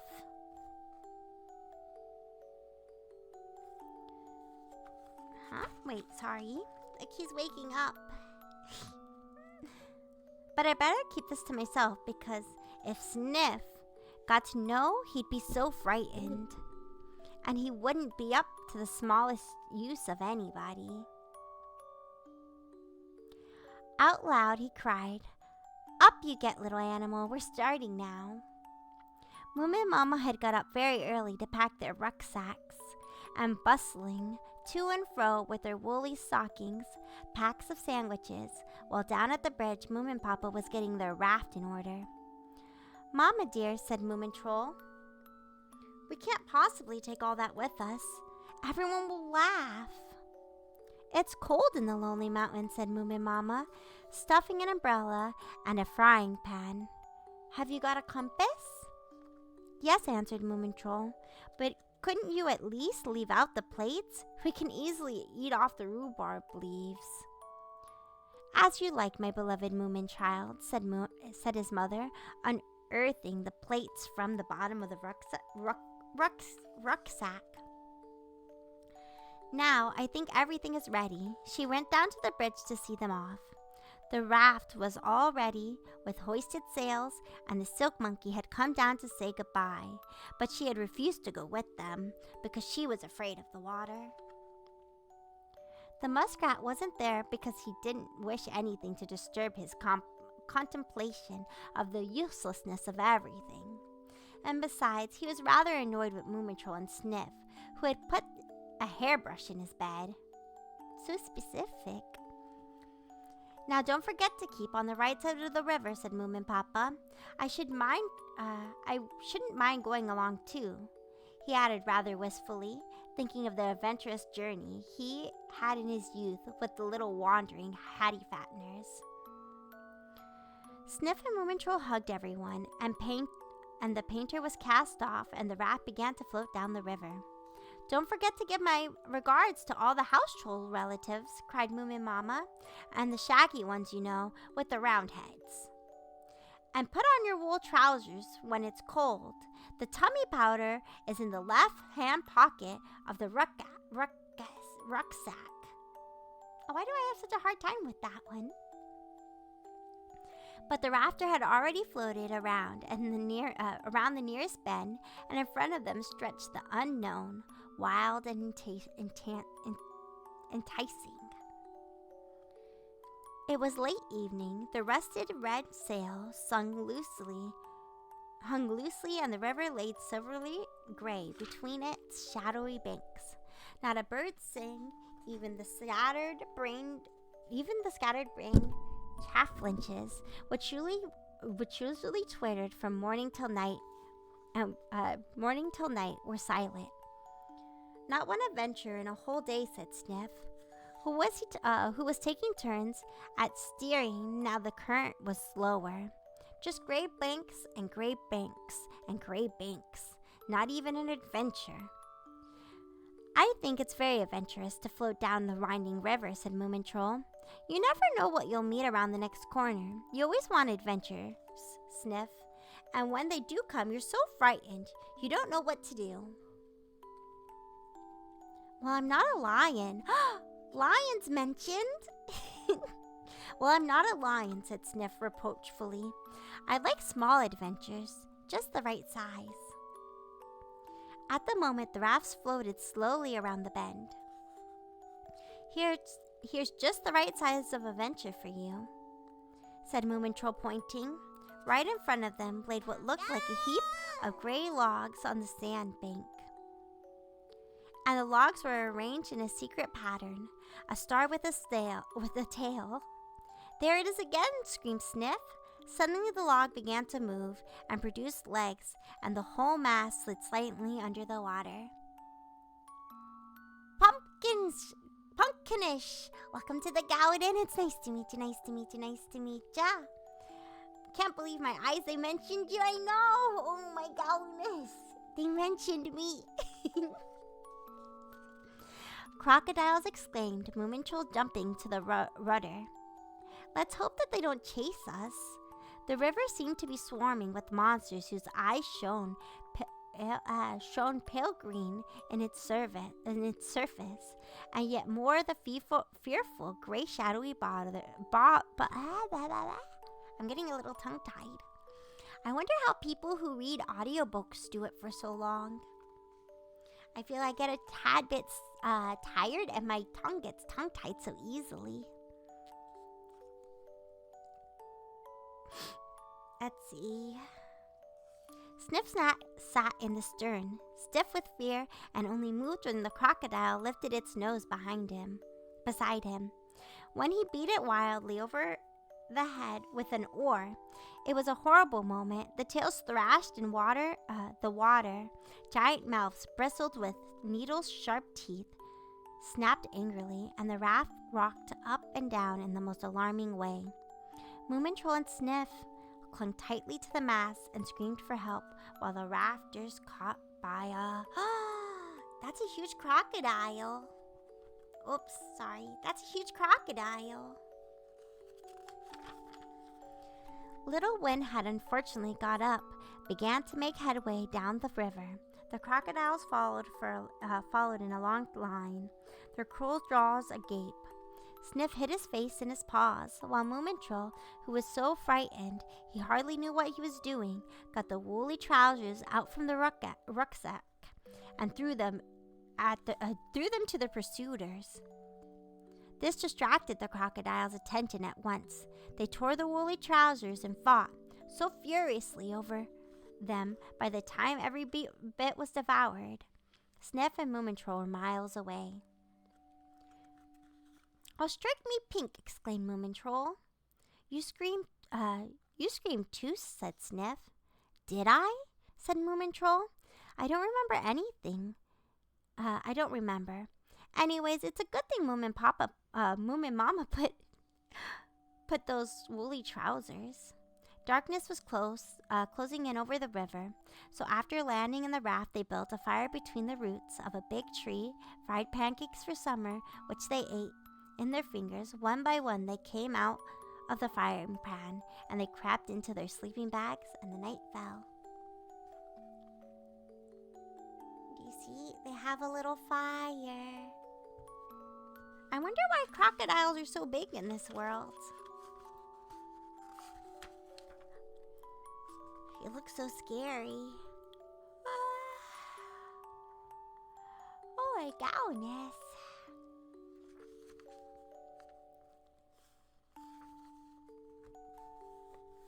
Chapter 4. Chapter 4, which is about meeting with Snufkin and a terrible experience with a giant lizard.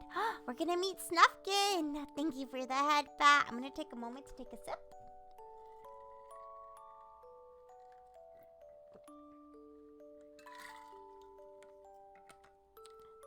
Maybe I should have gotten some tea on break, but I didn't.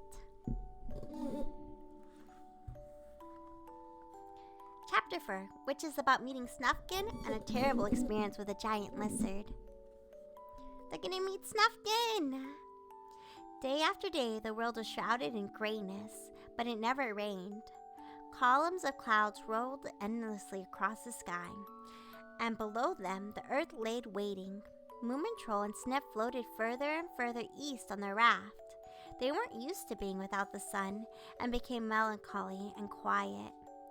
Sometimes they had a game of poker, or wrote a poem, or caught a fish for the pot, but mostly they just sat and watched the banks float by.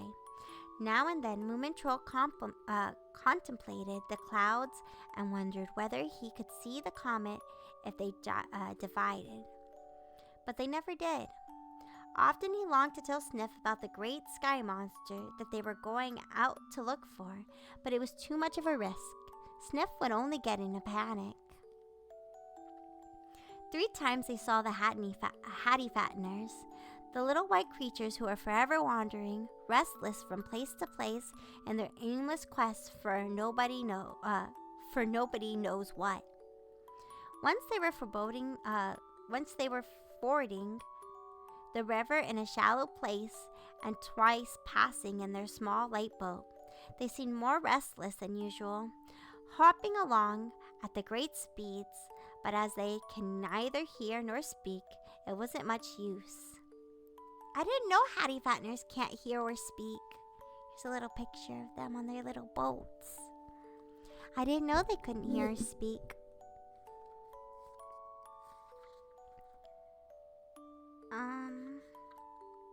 I know. Let's see.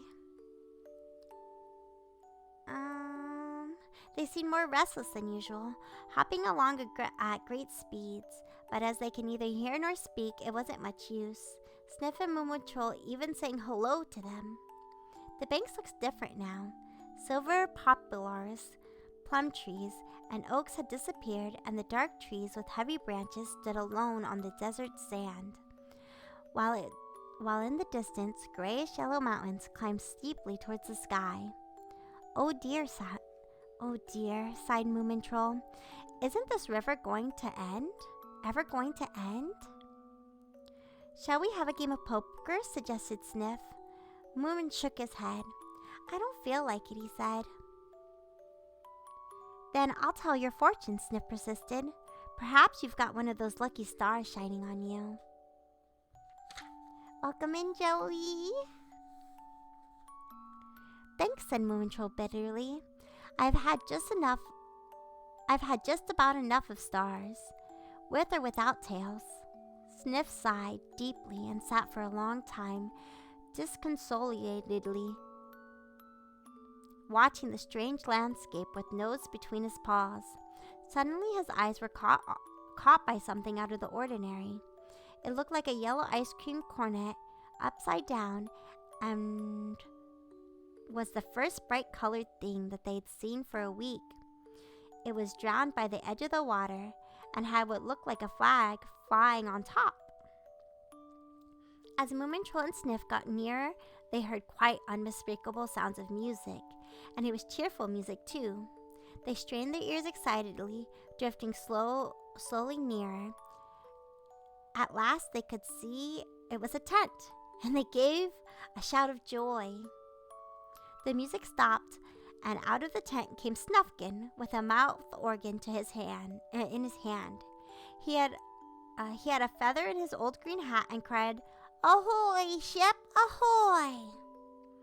Moomin Troll caught hold of the rudder and then caught hold of the rudder, and the raft swung towards the land. Off with the painter, shouted Snufkin, hopping eagerly up and down. Fancy that. What fun, coming all the way to here to see me. Well, we didn't exactly, began Moomin Troll, clambering clambering ashore. Never mind, answered Snufkin. The main thing is that you're here. You'll stay the night, won't you? We should love to, said Moomin Troll. We haven't seen a soul since we left home, and that was ages ago. Why in the world do you live here in the desert? I'm a tramp. I live all over the place, answered Snufkin. I wander about, and when I find a place that I like, I put my tent and I play my mouth organ. Do you like this place? Asked Sniff in surprise, looking at the desolation all around them. I certainly do, said Snufkin. Look at the black velvety trees with the beautiful gray colors.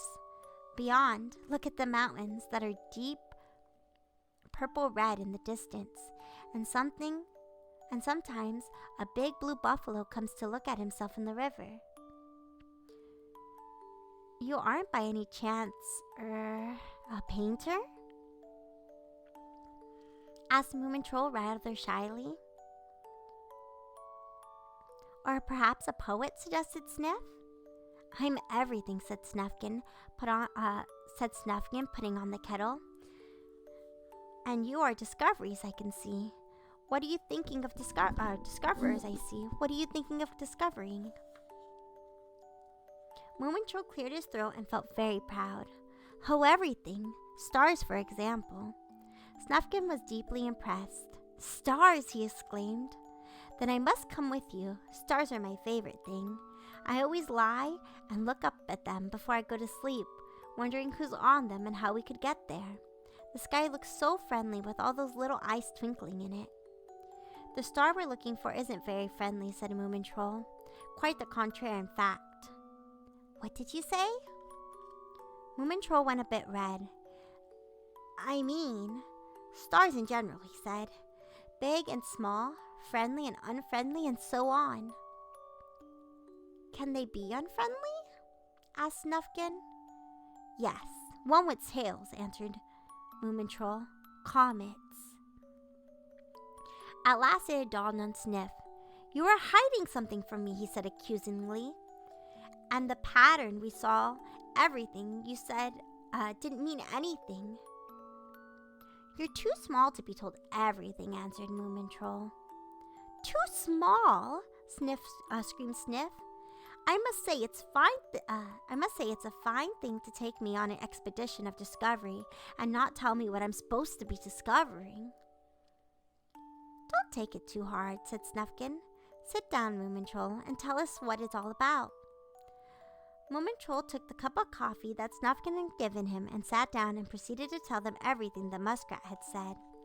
And then I asked Papa if comets were dangerous, he went on, and Papa said that they were, and that they rushed about like mad things in the black empty space.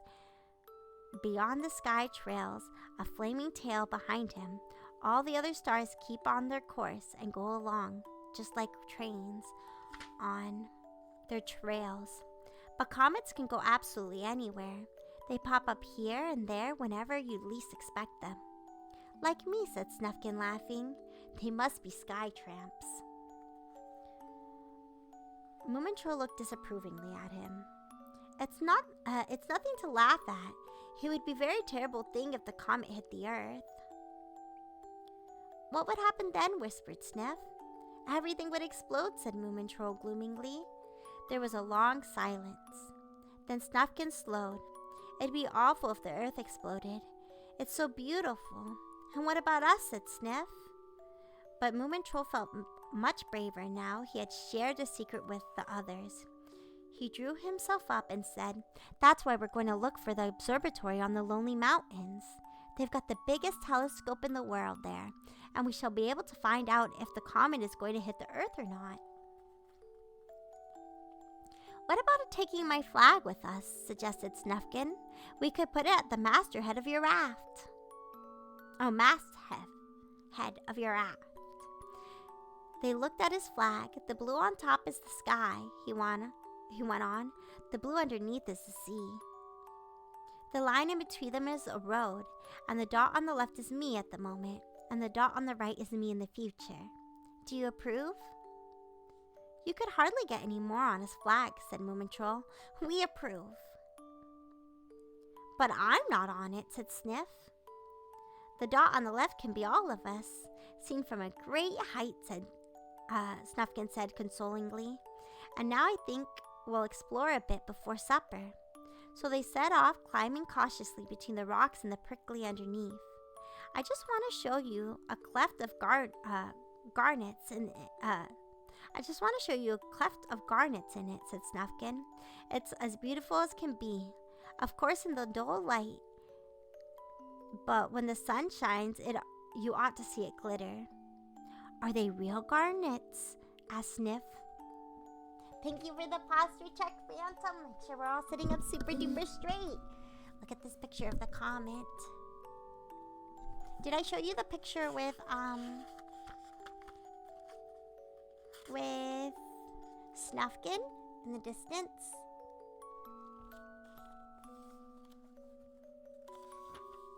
Thank you for the big stretch as well. Let's take a moment to stretch. Let me fix how I'm sitting first. Let's have a big stretch. Oy. I'm already so sleepy. It's all the words. It's all the words. Thank you for the self-care, Phantom. Okay. Do you like this place? Asked Sniff in surprise, looking at the desolation all around them. I certainly do, said Snufkin. Look at the black velvety trees and the beautiful gray colors beyond. Look at the mountains that are deep purple. Oh, oops. Oopsie daisy, wrong page. Let me take a sip while I'm at it.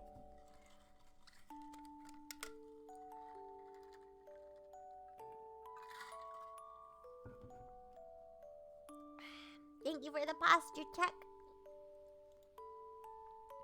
And the big stretch as well, Kazu. Let's take a moment to stretch. Oy.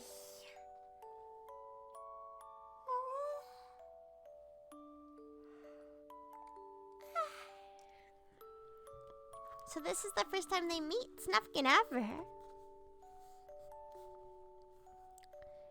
Etsy, that I don't know, Snufkin answered. But anyways, they're beautiful. He led them through a wild ravine, silent and deserted in the dim light. They had talked in whispers. Suddenly Snufkin paused. Here, he said softly. They bent down and looked. At the bottom of the deep, narrow cleft of the myriad of garnets, a myriad of garnets grew. Sorry, I need to...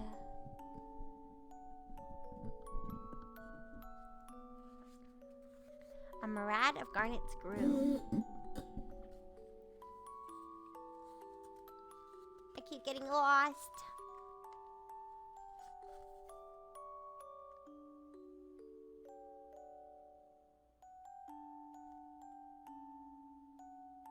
Oh wow. He led them through the wild ravine, silent and deserted in the deep evening light, and they talked in whispers.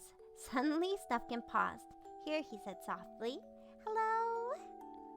They bent down and looked. At the bottom of the deep, narrow cleft, a myriad of garnets glowed. Welcome in, Zoro. Are you reading a bedtime story? A bedtime story. Did I write bad? I hope I didn't. No, bedtime story. Oh, you made me think I typoed. I went to go check so quickly. Yeah, we're reading Moomin and Cometland. A couple chapters together. Dimmingly in the darkness, Moomin Troll thought of the black space beyond the shaky sky with thousands of comets glittering in. Oh, whispered Sniff. Wonderful. Are they yours? As long as I live here, said Snufkin carelessly. I'm the monarch of all I I own the whole earth. Do you think I could have some? Said Sniff, wistfully. I might be able to buy a yacht with them and a pair of roller skates. When Snufkin laughed and told him to take what he liked, he immediately jumped on into the cleft and began climbing down. He scraped his nose and almost lost his footing, but the thought of the garnets gave him courage. And at last, with a deep sigh and paws that trembled a little, he began to collect the shining stones. The pile grew larger and larger as... Nothing about Moomin is bad. You're so right. Let's take a moment. Oh, thank you for the deep breath. Let's take a moment to make a deep breath in. And let it out. We gained 500 XP. Look at this art here. He ran trembling with excitement, further and further along the cleft. Hello, shouted Snufkin from the top. Aren't you coming up soon? It's getting cold, and the dew is beginning to fall. In a minute, Sniff shouted. There's such a lot left, he trailed off, for he had just seen 2 large red garnets shining like eyes right in the dark end of the cleft. Suddenly, to his horror, he realized that they were eyes that blinked and moved and came nearer and followed by scaly body that rasped coldly on the stones. Sniff gave one frantic squeak and ran like mad to the place where he had come down. Shaking all over, he began to chamber up, his paws damp with fear, while below him sounded like threatening hiss. What happened? Called Moomin Troll, who could hear him coming. What's the hurry? Sniff didn't answer. He just climbed. And when they pulled him over the edge, at last he collapsed, exhausted in a heap. Moomin Troll and Snufkin leaned over the edge of the cleft and looked down. What they saw was enough to frighten anybody. It was a giant lizard, crouching over a pile of shiny garnets. He's like a little dragon. It's beautiful treasure. Well, strike me pink, exclaimed Moomin Troll. Sniff was sobbing on the ground. It's all over now, said Snufkin. Oh, it's all over now, said Snufkin. Don't cry anymore, Sniff. The garnets, Sniff moaned. I didn't get a single one. Snufkin sat down beside him and said kindly, I know, but that's how it is when you start wanting to have things. Now I just look at them. And when I go away, I carry them in my head. Then my hands are always free because I don't have to carry a suitcase. The garnets would have gone in the rucksack, said Sniff miserably. You don't need hands for that. It's not the same thing at all. Just looking at them, I want to touch them and know that they're mine. Never mind, Sniff. We're gonna find some more treasure, said Moomin Troll comfortingly. Now cheer up and get a move on. It's getting cold and creepy out here. So they made their way back through the dark ravine, each one wrapped up in his own thoughts, 3 subdued little animals. And that's chapter 4. We've read about that much of the story. And I'm thinking I really want to read it in an even number so when I divide it up it'll be easy. But I guess I don't really have to. Yeah, 4 chapters already.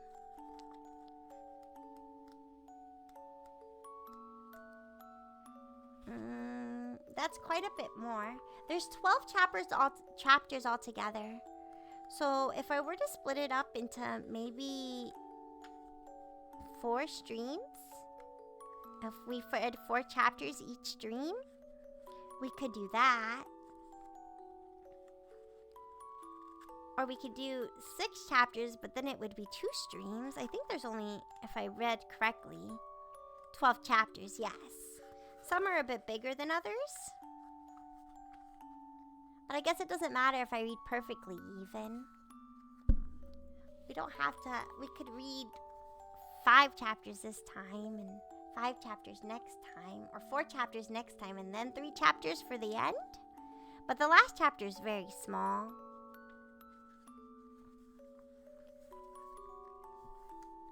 But it is 9 already, and I am getting quite sleepy. Because reading makes me quite sleepy. So maybe we do. So it's Rion size? Sleepy. Oh, small. No, I'm very big. As long as we're reading together is the important part. Also, hi, Cloud. Maybe we read one more chapter because I can read a bit more. And I'm a little bit curious of where the story is going on next. Look at Snufkin playing his harmonica. Hello, how's it going? It's going good. Well, maybe I won't. Maybe I will, actually. I will read one more chapter. We've just been reading Moomin and Cometland. Comet and Moomin Land. I always want to say it backwards. Chapter 5, which is about underground rivers and rescue by a hemulum. Nice. Snufkin added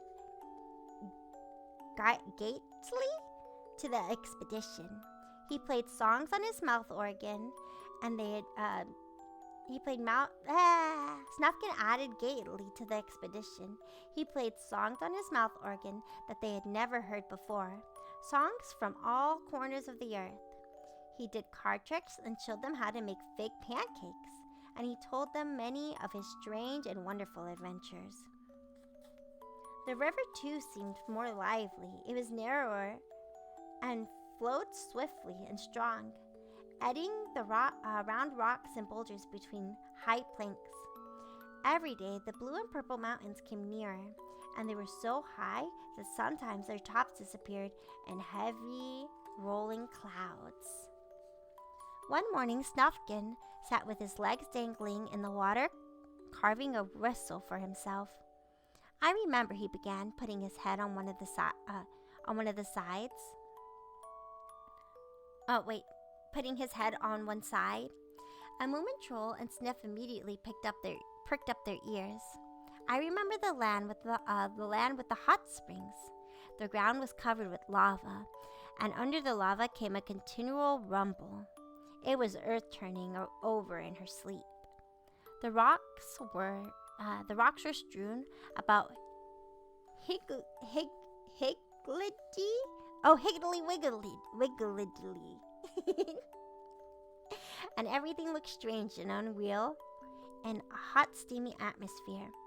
I arrived there in the evening. It didn't take long to cook supper. I only had to fill a saucepan from the hot spring. Everything was bubbling and steaming, and I didn't see a single living thing, not so much as a blade of grass. Didn't you burn your feet? Asked Sniff. I walked on stilts, Snufkin answered. They were wonderful for climbing. I don't know what I should have done without them. When the earth that had been asleep suddenly woke up, there was a great rumble and roar, and a crater opened right in front of me and belched out red flames and great clouds of ash. A volcano! Gasped Moomin, and held his breath. Yes, said Snufkin. It was awful, but beautiful too. And then I saw the fire spirits, lots of them, swarming up out of the earth and flying about like sparks. Of course I had to go a roundabout way to get past the volcano. It was hot too, so I went as fast as my stilts could carry me. Halfway down the mountain, I came across a little stream and lay down to drink. The water wasn't boiling in the steam, you see, and one of the little fire spirits floated down and fell into the water. He was nearly extinguished, but just had enough strength to cry out to me to save him. And did you ask Snufkin? At Sniff? Oh, yes. I had nothing against the creature, said Snufkin. But I burnt myself on him. And well, he was on dry land again. And presently he began to flare up to his normal state. He was very grateful, of course, and gave me a present before he flew away. What was it? Asked Sniff, in great excitement. A bottle of underground sun oil, answered Snufkin. It's what the fire spirits rub on themselves when they go right down into the burning heart of the earth. Oh, was there a picture here? No, right? This is the next picture. I guess that's a picture of... It's Snufkin on stilts. And can you go through the fire when you've got this oil on? Asked Sniff. His eyes popped out with amazement. Of course you can, Snufkin answered. But why didn't you say so before? Cried Moomin Troll. Now we can all be saved when the comet comes, and we just... But I've hardly got any left, said Snufkin sadly. I used most of it up on a couple trips into the desert, and then saving things from a house on fire. I didn't know. There's only a little drop left in the bottle. Perhaps enough for a little animal, say my size, said Sniff. Snufkin looked at him. Perhaps, he said, but hardly for your tail as well. That will have to go. Oh, help! Exclaimed Sniff. Then I'd rather be shriveled right up. But Snufkin wasn't listening. He sat with a wrinkled brow looking at the river. Listen, he said. Have you noticed anything different? The river has a new sound, said Snuff. It was true. There was a dreadful roaring, and the water ebbed and swirled between the rocky shores. Take down the sail, ordered Snufkin, going forward to keep lookout. The river was tearing.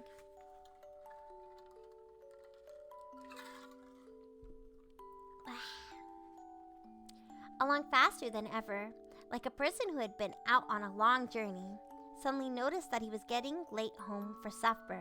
The banks closed in, squeezing the foaming water into the narrowing trout. The rocks towed over them, higher and steeper than ever. Wouldn't it be better to land? Screamed Sniff above the noise of the water.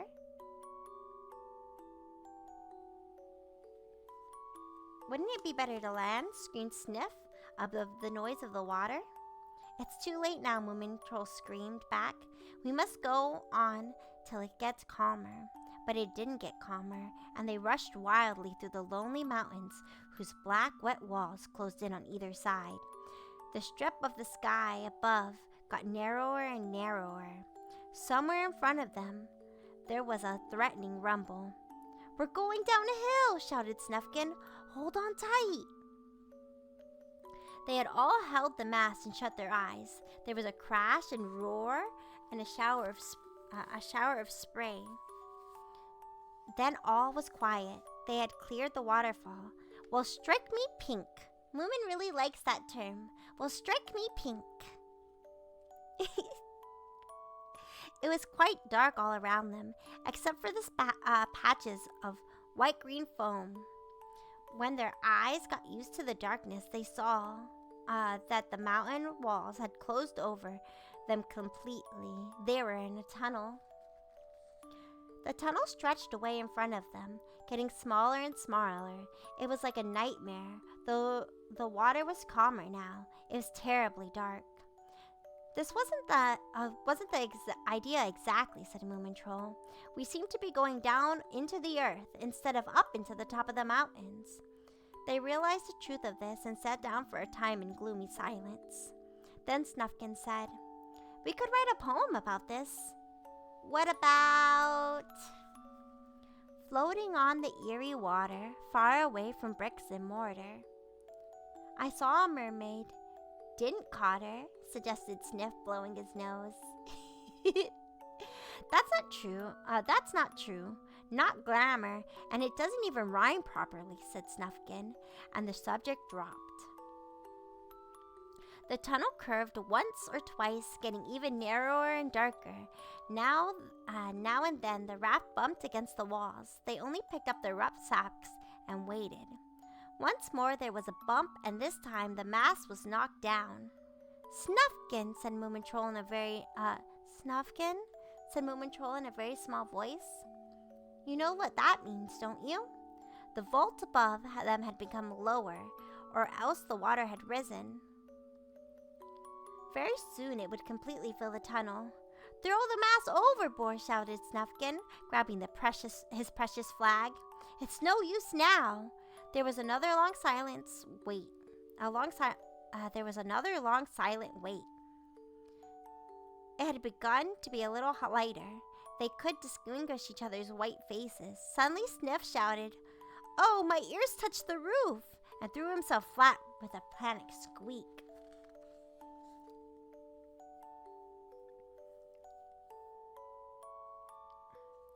"What will Mama say," said Moomin Troll, "if we never come home again?"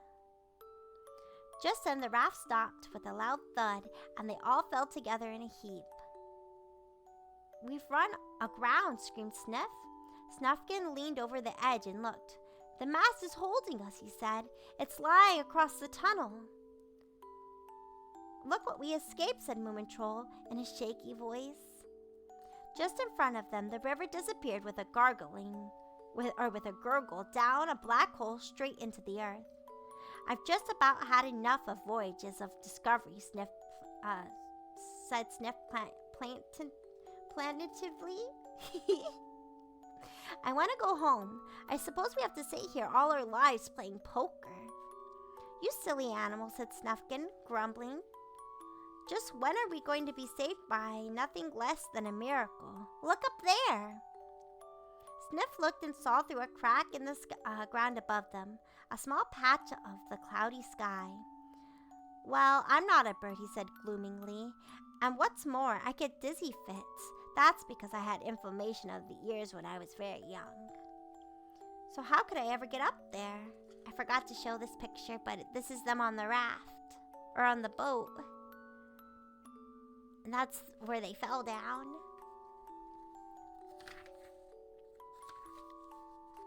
Etsy, but Snufkin took out his mouth organ. But Snufkin took out his mouth organ and played his gayest adventure song. Not just the right-sized adventure, but a terrific one. About rescues and surprises and sunshine. Moomin Troll started to whistle the refrain. He couldn't sing, but he could whistle beautifully.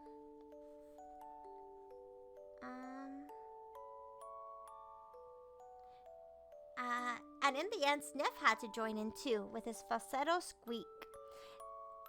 It was a bit out of tune, but fairly cheerful. Their song echoed in the tunnel and up through the crack in the roof until it woke Hemulum, who was asleep above, with his butterfly net beside him. "Whatever is that?" gasped Hemulum with a start. He looked into the jar. There was a small creature he had caught. All the small creatures he had caught were imprisoned, but the insect hadn't made a noise. It came straight out of the ground. "Remarkable," said Hemulum, and laid down flat to listen. "There must be some rare caterpillars that make that noise. I must find it." He began creeping around, snuffling and sniffing with his large nose until he reached the hole in the ground where the noise was loudest of all. He snuck his nose into in as far as possible, but couldn't see anything in the dark. However, the party down below saw his shadow across the light, and their song changed to a wild yell. "Those caterpillars must have gone off their heads," said Hemulum. The Hemulum said to himself, pushing his net down the hole. Of course, Moomin Troll and the others didn't waste time in jumping into it with their belongings. When the Hemulum hauled up his heavy load and took it out, he was amazed to see such odd creatures blinking in the daylight. "Most extraordinary," he remarked. "Thank you very much," said Moomin Troll, who had pulled himself together. "You saved us in the nick of time." "Have I saved you?" asked Hemelum in surprise. I didn't mean to. I was looking for the caterpillars that were making such noise down there. Hemelums are generally a bit slow in grasping an idea, but they are very pleasant if you don't ignore them. Are we in the Lonely Mountains now? Asked Sniff. I've no idea, said Hemelum, but there are plenty of interesting moths. I think it must be the Lonely Mountains, said Snufkin, gazing at the massive piles of rocks, endless, desolate, and silent, which towered on every side. The air was chilly. There was and where is the observatory? Asked Sniff. We're going to look for it, said Moomin Troll. It's on the highest peak, I believe. But first, I should like to have some coffee.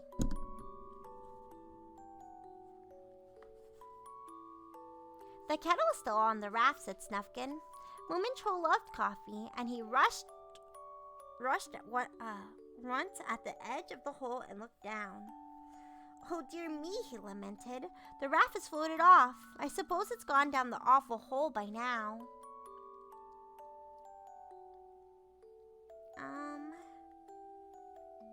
Well, never mind. We're not on it, said Snufkin gaily. What's a kettle here or there when you're out looking for a comet? Are they rare? Asked Hemelum, who had thought they were talking about moths. Well, yes, I should think you could call them rare, said Snufkin. They appear about once every 100 years. No, exclaimed Hemelum. Then I must catch one. What does it look like? Probably red with a long tail, answered Snufkin. The Hemelum took his notebook out and wrote this down. It must be a that's a long word. It's this one. Snuffsigalonica. It must be part of the Snuffsigalonica family. He said seriously. One more question, my learned friends. What does a remarkable insect live on? On Hemelum, said Sniff, giggling. The Hemelum went red in the face. Little animal, he said sternly, that's not funny. I shall leave now, with great doubt in your scientific knowledge. And he put his jar in his pockets, picked up his butterfly net, and lumbered off. Sniff doubled down with laughter, and then the Hemelum was out of when the Hemelum was out of earshot. How funny, he exploded. That old chap thought we were talking about a beetle or something. It's wrong to be disrespectful to elderly gentlemen, said Moomin Troll, severely, not, however, managing to keep a strange face himself. But it was getting late, so they picked out the highest mountain and set off towards it. Look at this little guy. I like this little guy. Oh, he's a caterpillar. He's the caterpillar. And look, this is Heffalum and Sniff. And here's Heffalum. He thinks that they're they're caterpillars.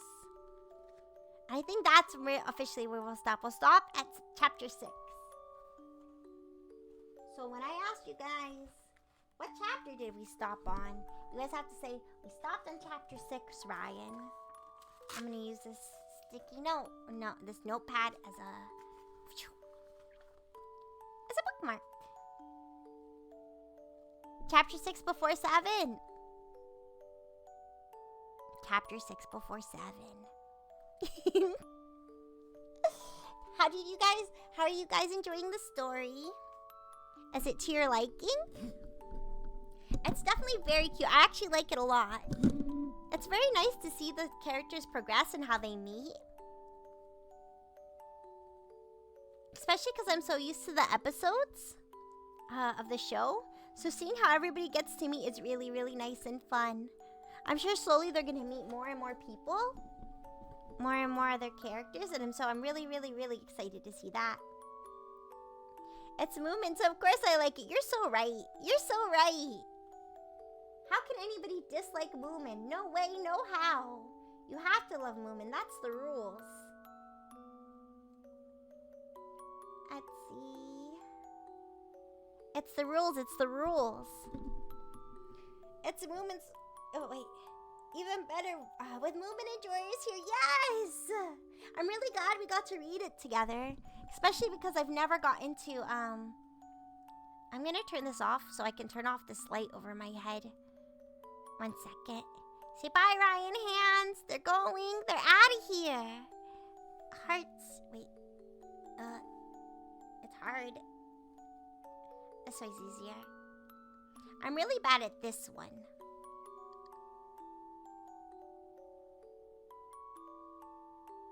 We'll do this heart. Hi, Coopsie! How's your day going? Okay. Bye, Grubby Paws. They're out of here. Wait, the Grubby Paws, they're gone. All the hearts, all the hearts! Let's see. So we'll read a little bit next Monday, I think. I like reading on Monday together. I think it's fun. I feel like I'm gonna sleep so well tonight because it was so relaxing. Let's see.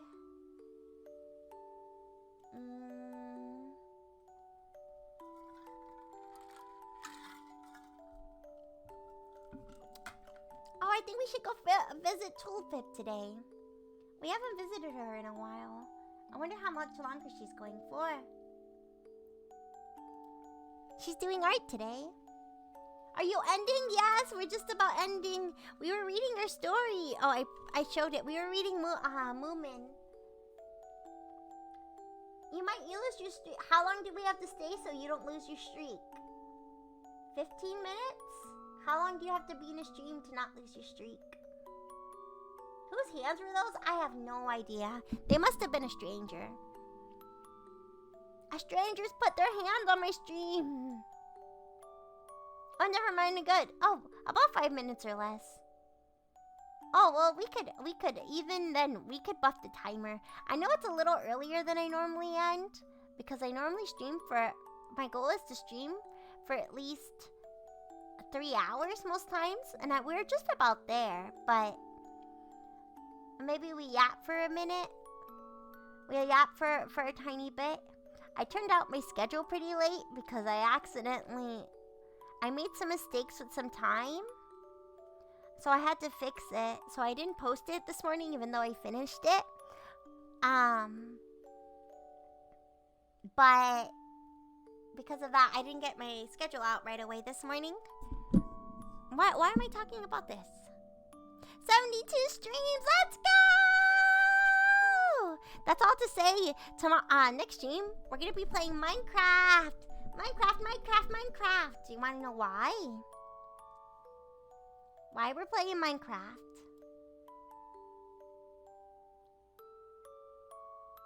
We're playing Minecraft because Sev had their anniversary on Saturday.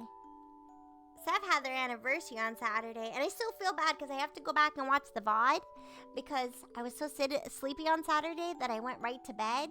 Well, I didn't went right to bed. I meant to take a short nap, but the nap became a long sleep. I meant to only lay down for a itty bitty bit, but it actually became a full night's sleep. I mean, I woke up for a minute at like 12, but then I went right back to sleep. But I've actually been on Sev's server for a little bit, for a good amount, because she opened it up to her friends a little early.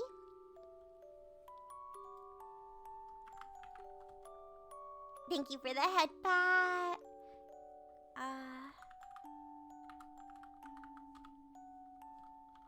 Can we shout out Sev? I'm so bad at spelling. Is that it? No, that's not her. How do you spell her username? But Sev opened up her server, and I've had a spot, like a plot of land, where I was gonna build for a really long time, and for a long time it just had a floating, I don't know why my eye is twitching so much.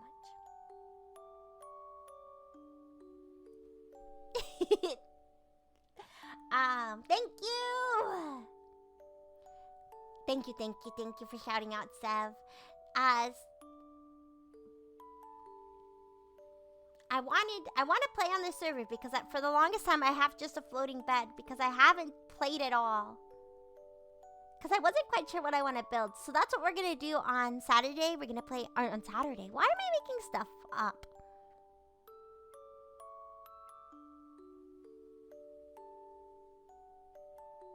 On Wednesday. We're going to play it on Wednesday. Ryan's haunted bed.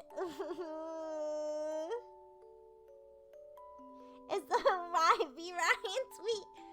V-wife tweet the Monday meme. I should have posted another Monday meme. I forgot. It's just because I'd been sitting trying to make the schedule.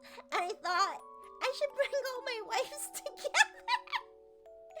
And I thought, oh man, but if I call it V-wife, everyone's going to think that my wives can be their waifus. And I thought, no, I'm putting them together because they're my wives. Because they're my wives. It's actually for me. I'm so parasocial. Oh my goodness. Okay, sorry.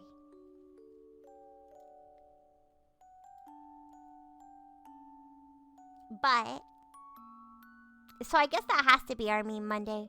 Or maybe we make, I add it on Tuesday and it'd be like, haha, happy meme Monday. What's the required to join this group?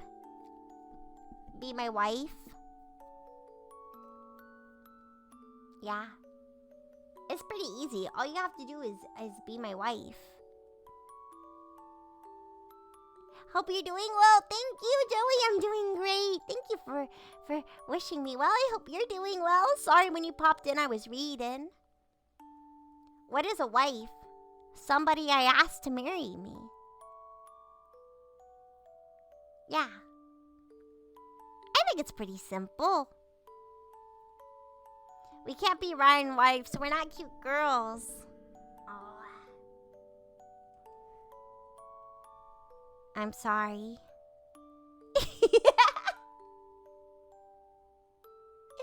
Oh my goodness.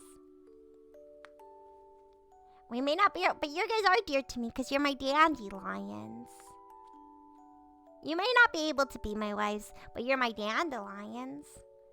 And that means something very important to me. Says you, I can be bonita anytime I want. You're so right. You're so right. You are so bonita. My dandelions are the cutest in the whole world. Okay? Are you guys jealous of my wives? Listen.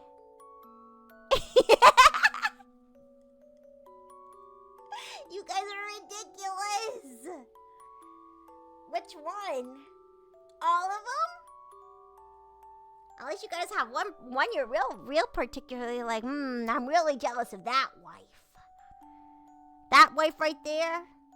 But that would imply I don't treat my wives evenly and all fairly. And I do. I treat all my wives with love and respect. There's a wife of yours that bullies me saying I'm a tsundere and a Sour Patch Kid. I'm pretty sure all my wives must say that about you, MCC. I feel like they all have to. Oh, Richie, make a command that lists all your wives. I'll put it in the suggestion so I can remember to do it when I have a chance.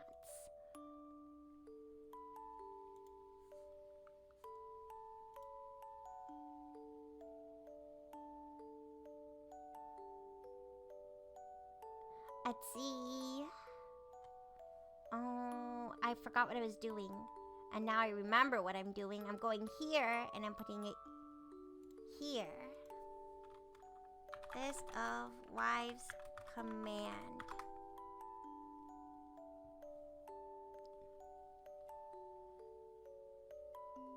Don't think he knows them all. Hey! I know my wives.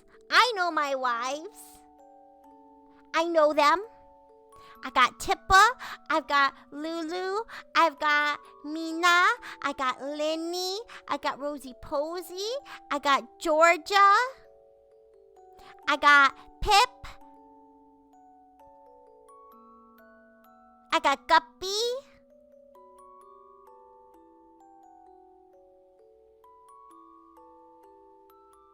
I got missing some. I know all my wives, okay?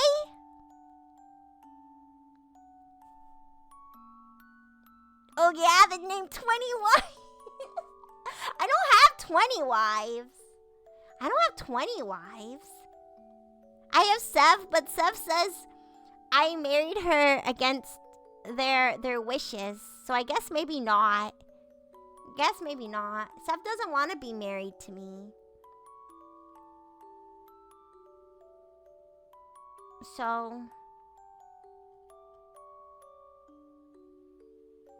do I call Sev a wife or not?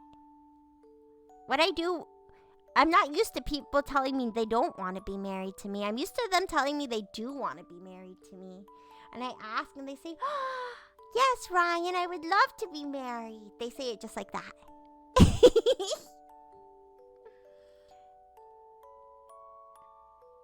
Does a wife need to be female? No. They just need to be my wife, and I have to ask them to marry me. Yeah. A wife is anybody I ask to marry me. No matter what, you're the wife though. You're the wife. I'm also the wife, but you're a wife no matter what. You don't get a choice. Them's the rules. Them's the rules. Then Sev can be one if they allow it. The problem is that they don't allow it. I catch Sev all the time saying, Ryan says I'm her wife. But I don't remember marrying Ryan, and that's why. That's why I don't actually know if she's my wife. I don't know if they're my wife. I don't know if they want to be my wife. Ripperoni to me.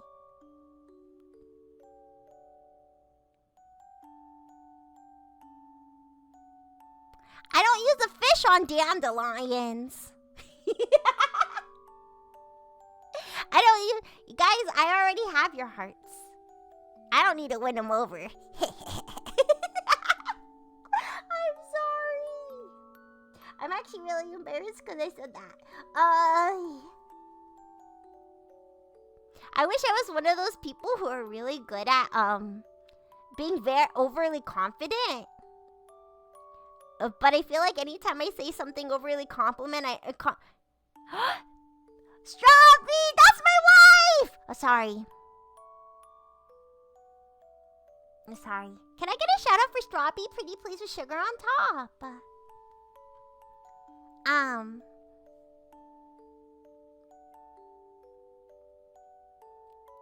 Let's see, that's a lot considering Fish Ryan's success rate. Yeah, it's 100%. Well, that's on you. Do better. Hey, I'm doing great. Says who? See, this is why you get called a tsundere. MCC. This is why you get called a tsundere. Because you always have to play it coy. Is that using that term correctly?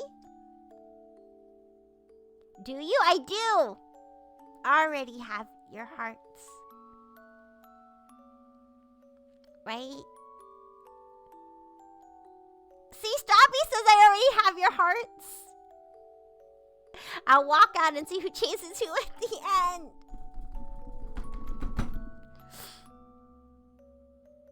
Why you have to be coy?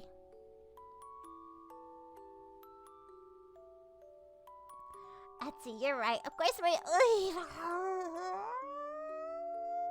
Don't say that, Goofy.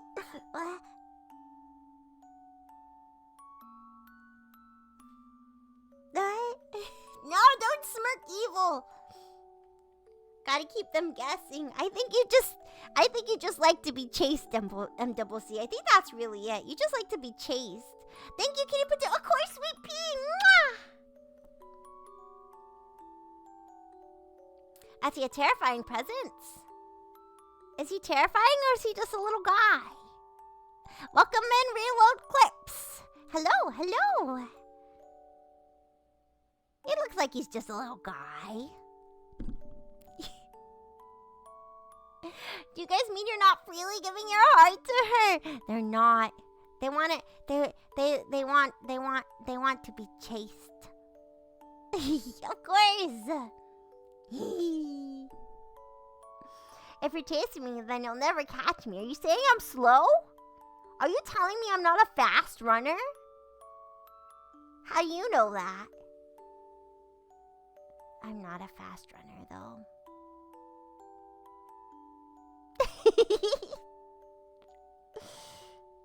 Just gotta keep her on her toes. I think you guys just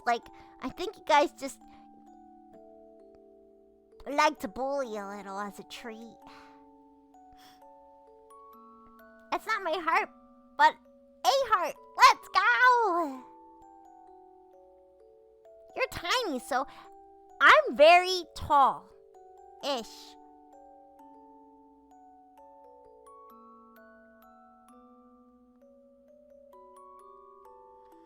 I'm too deep in. I've been giving away for months. She smiles. I'll die. I'll die right here, right meow. Real inch. Oh my goodness.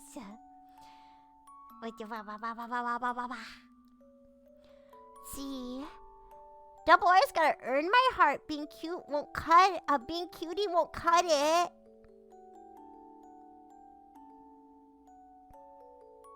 That's all I got. I got some talents. I got some pretty good talents. I can fall asleep almost all the time.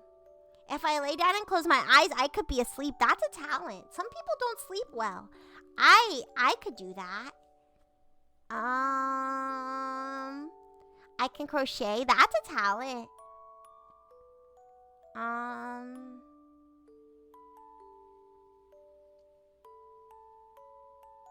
I can cook pretty good rice. Some people can't cook good rice. I'm pretty good at cooking good rice. That's a talent, right? You're smaller than me, so tiny. Hey. There's no proof of that. I'm jealous? Why are you jealous, Robo? Why are you jealous? Don't be jealous. You're kind and you're sweet and you're fun to be around and you got lots going for you. See, Kazu thinks I've got lots going for me. Let's see. Gotta be. I can't let her ego get too big with all the why. MCC always there to put me in my place. I can't believe it. MCC likes to go into a room and go, who's this guy? Who's this guy think she is? Proof what? I'm taller than cardboard rat.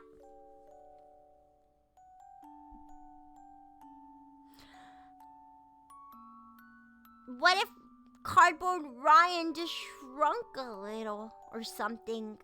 It happens. You know, cardboard shrinkage.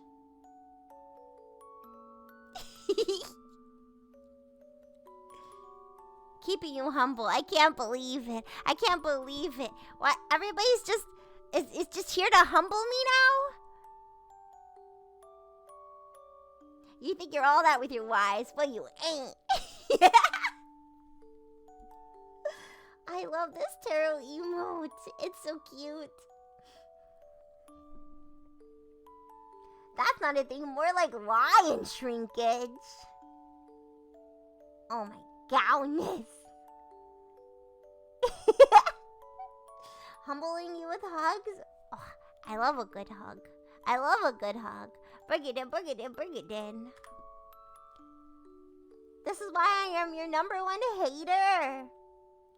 Sure drawing a lot of hot art for somebody you hate. what is it? Lady Douse protests too much. I thinks.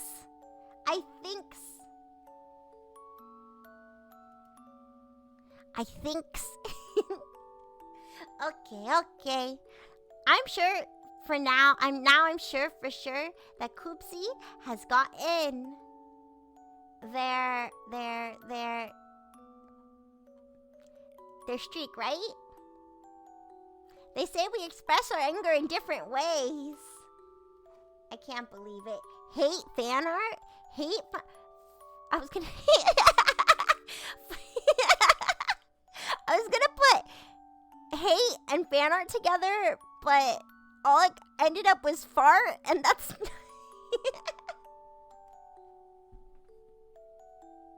not even right. Heart.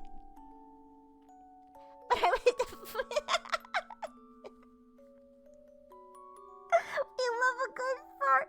It's not even right because it would be heart. Because hate fan art. I just Strawby, thank you for your daily dandelion. Yes, I have a streak. Now let's go. Now she says she hates. No, it's hate fan art. I love your fan art. I don't hate your fan art. A fan heart? Huh? Hate fan art. But I love fan art. And I love your art. Yeah.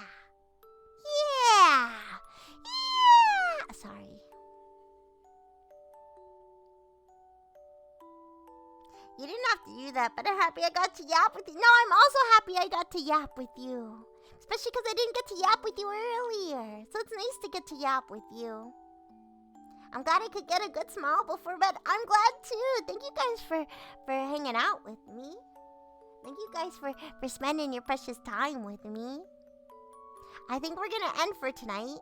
I think we'll end. I think I want to go see Tulpip because we haven't for a while. We haven't visited Tulpip for a while. So I'd like to go visit her. Yeah. Oh. Plus I've used up all my snoozes. Fan heart. Who are you? The phantom thief? I am. I'm here to steal your heart. How does it go?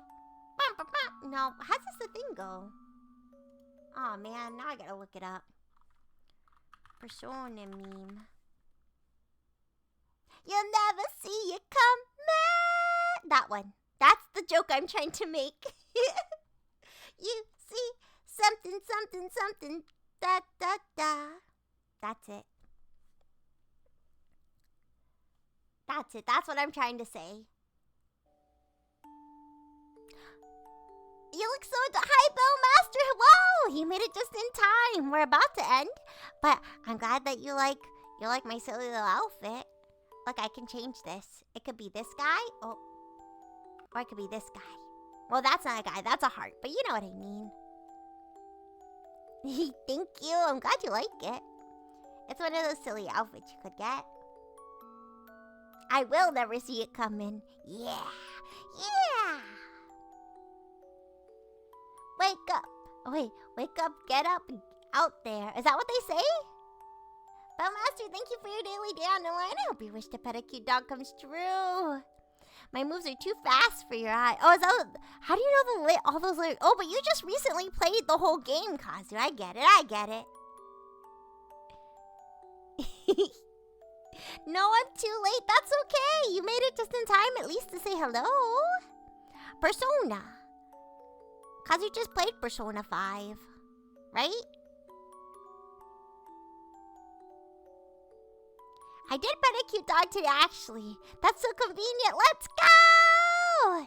It came to be true. It came to fruition. Alrighty. Okay, we really are gonna head out. I will see you guys on Friday. No, why am I skipping days? Sometimes my mouth talks quicker than my brain. So it just makes up lies. Sometimes my mouth just makes up lies that my brain isn't trying to tell. So valid, big same. You're such a cutie patootie, Strawbee. You just can't wait for the doodle date. Yeah, I'm trying to skip ahead. I said, I've got a doodle date set up. No, I'll see you guys on Wednesday. What? What happened, Quee? We have a doodle date on Friday, but with Lulu. But Wednesday gone poof? Exactly, but not really. I'll see you guys on Wednesday. We're gonna be playing some Minecraft. What are you playing on Wednesday, Strawbee? You know, you could always play Minecraft with me. Oh, I just came back to the sentence about brains and lies. Yeah, my mouth tells lies that my brain doesn't mean to tell. Is it time to raid? We will be raiding out. Feel free to go follow me over on my socials. I posted them. You can follow me over on X. I hate calling that. You can follow me over on Twitter, where I post my weekly schedule, which I actually haven't posted yet, that I'm going to post after stream today. Okay? Where I post my weekly schedules, and any other silly thoughts. You can also join the Discord. I post my weekly schedule there. You can get notified next time I go live. We tell each other gal morning, gal night. And share every little thing that we want. Yeah. Everybody's super kind, so feel free to join the Discord. Gotta punch those trees. Did you guys know that you don't get an achievement for punching trees anymore? I'll play Minecraft alongside while I'm at work. Let's go! Oh, I'm sorry. We do have somebody we were gonna go visit already. Oh, we're gonna go visit Toolpip today. Woo, Minecraft! I'll be co-working, but I think I need to Minecraft something on Wednesday. Oh no! I'm just saying, if you wanna.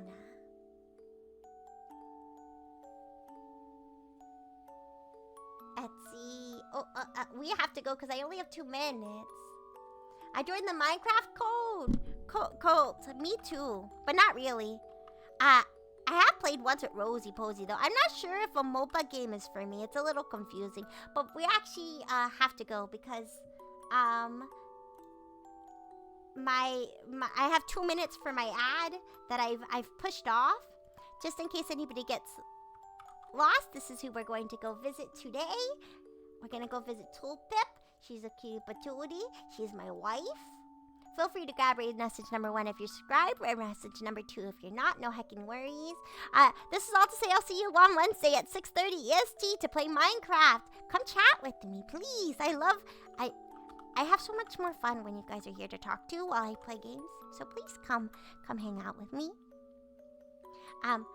Thank you guys for coming. Thanks for the stories, Ryan. Have a good night. Thank you for coming, Robo. Thank you guys for coming and hanging out with me. As always, your time is valuable, and I really appreciate that you choose to spend it with me. I really appreciate it. Thanks for coming. Thanks for listening to the story. I hope you guys enjoyed it.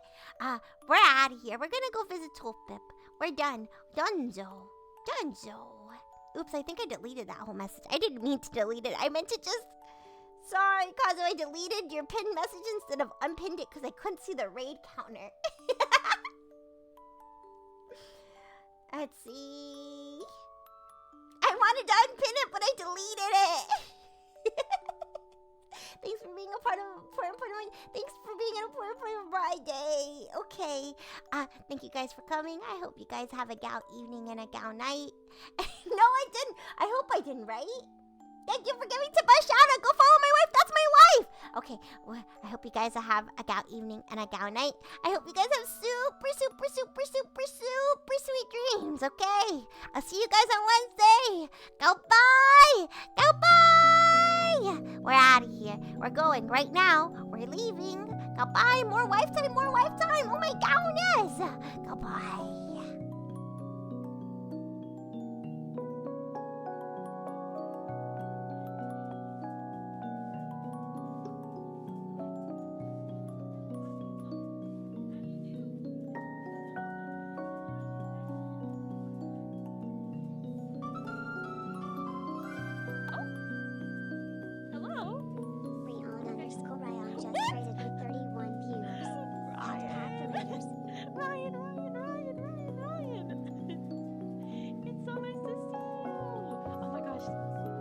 saw cute cat compliments. Thank you so much, Kazu. Thank you, thank you.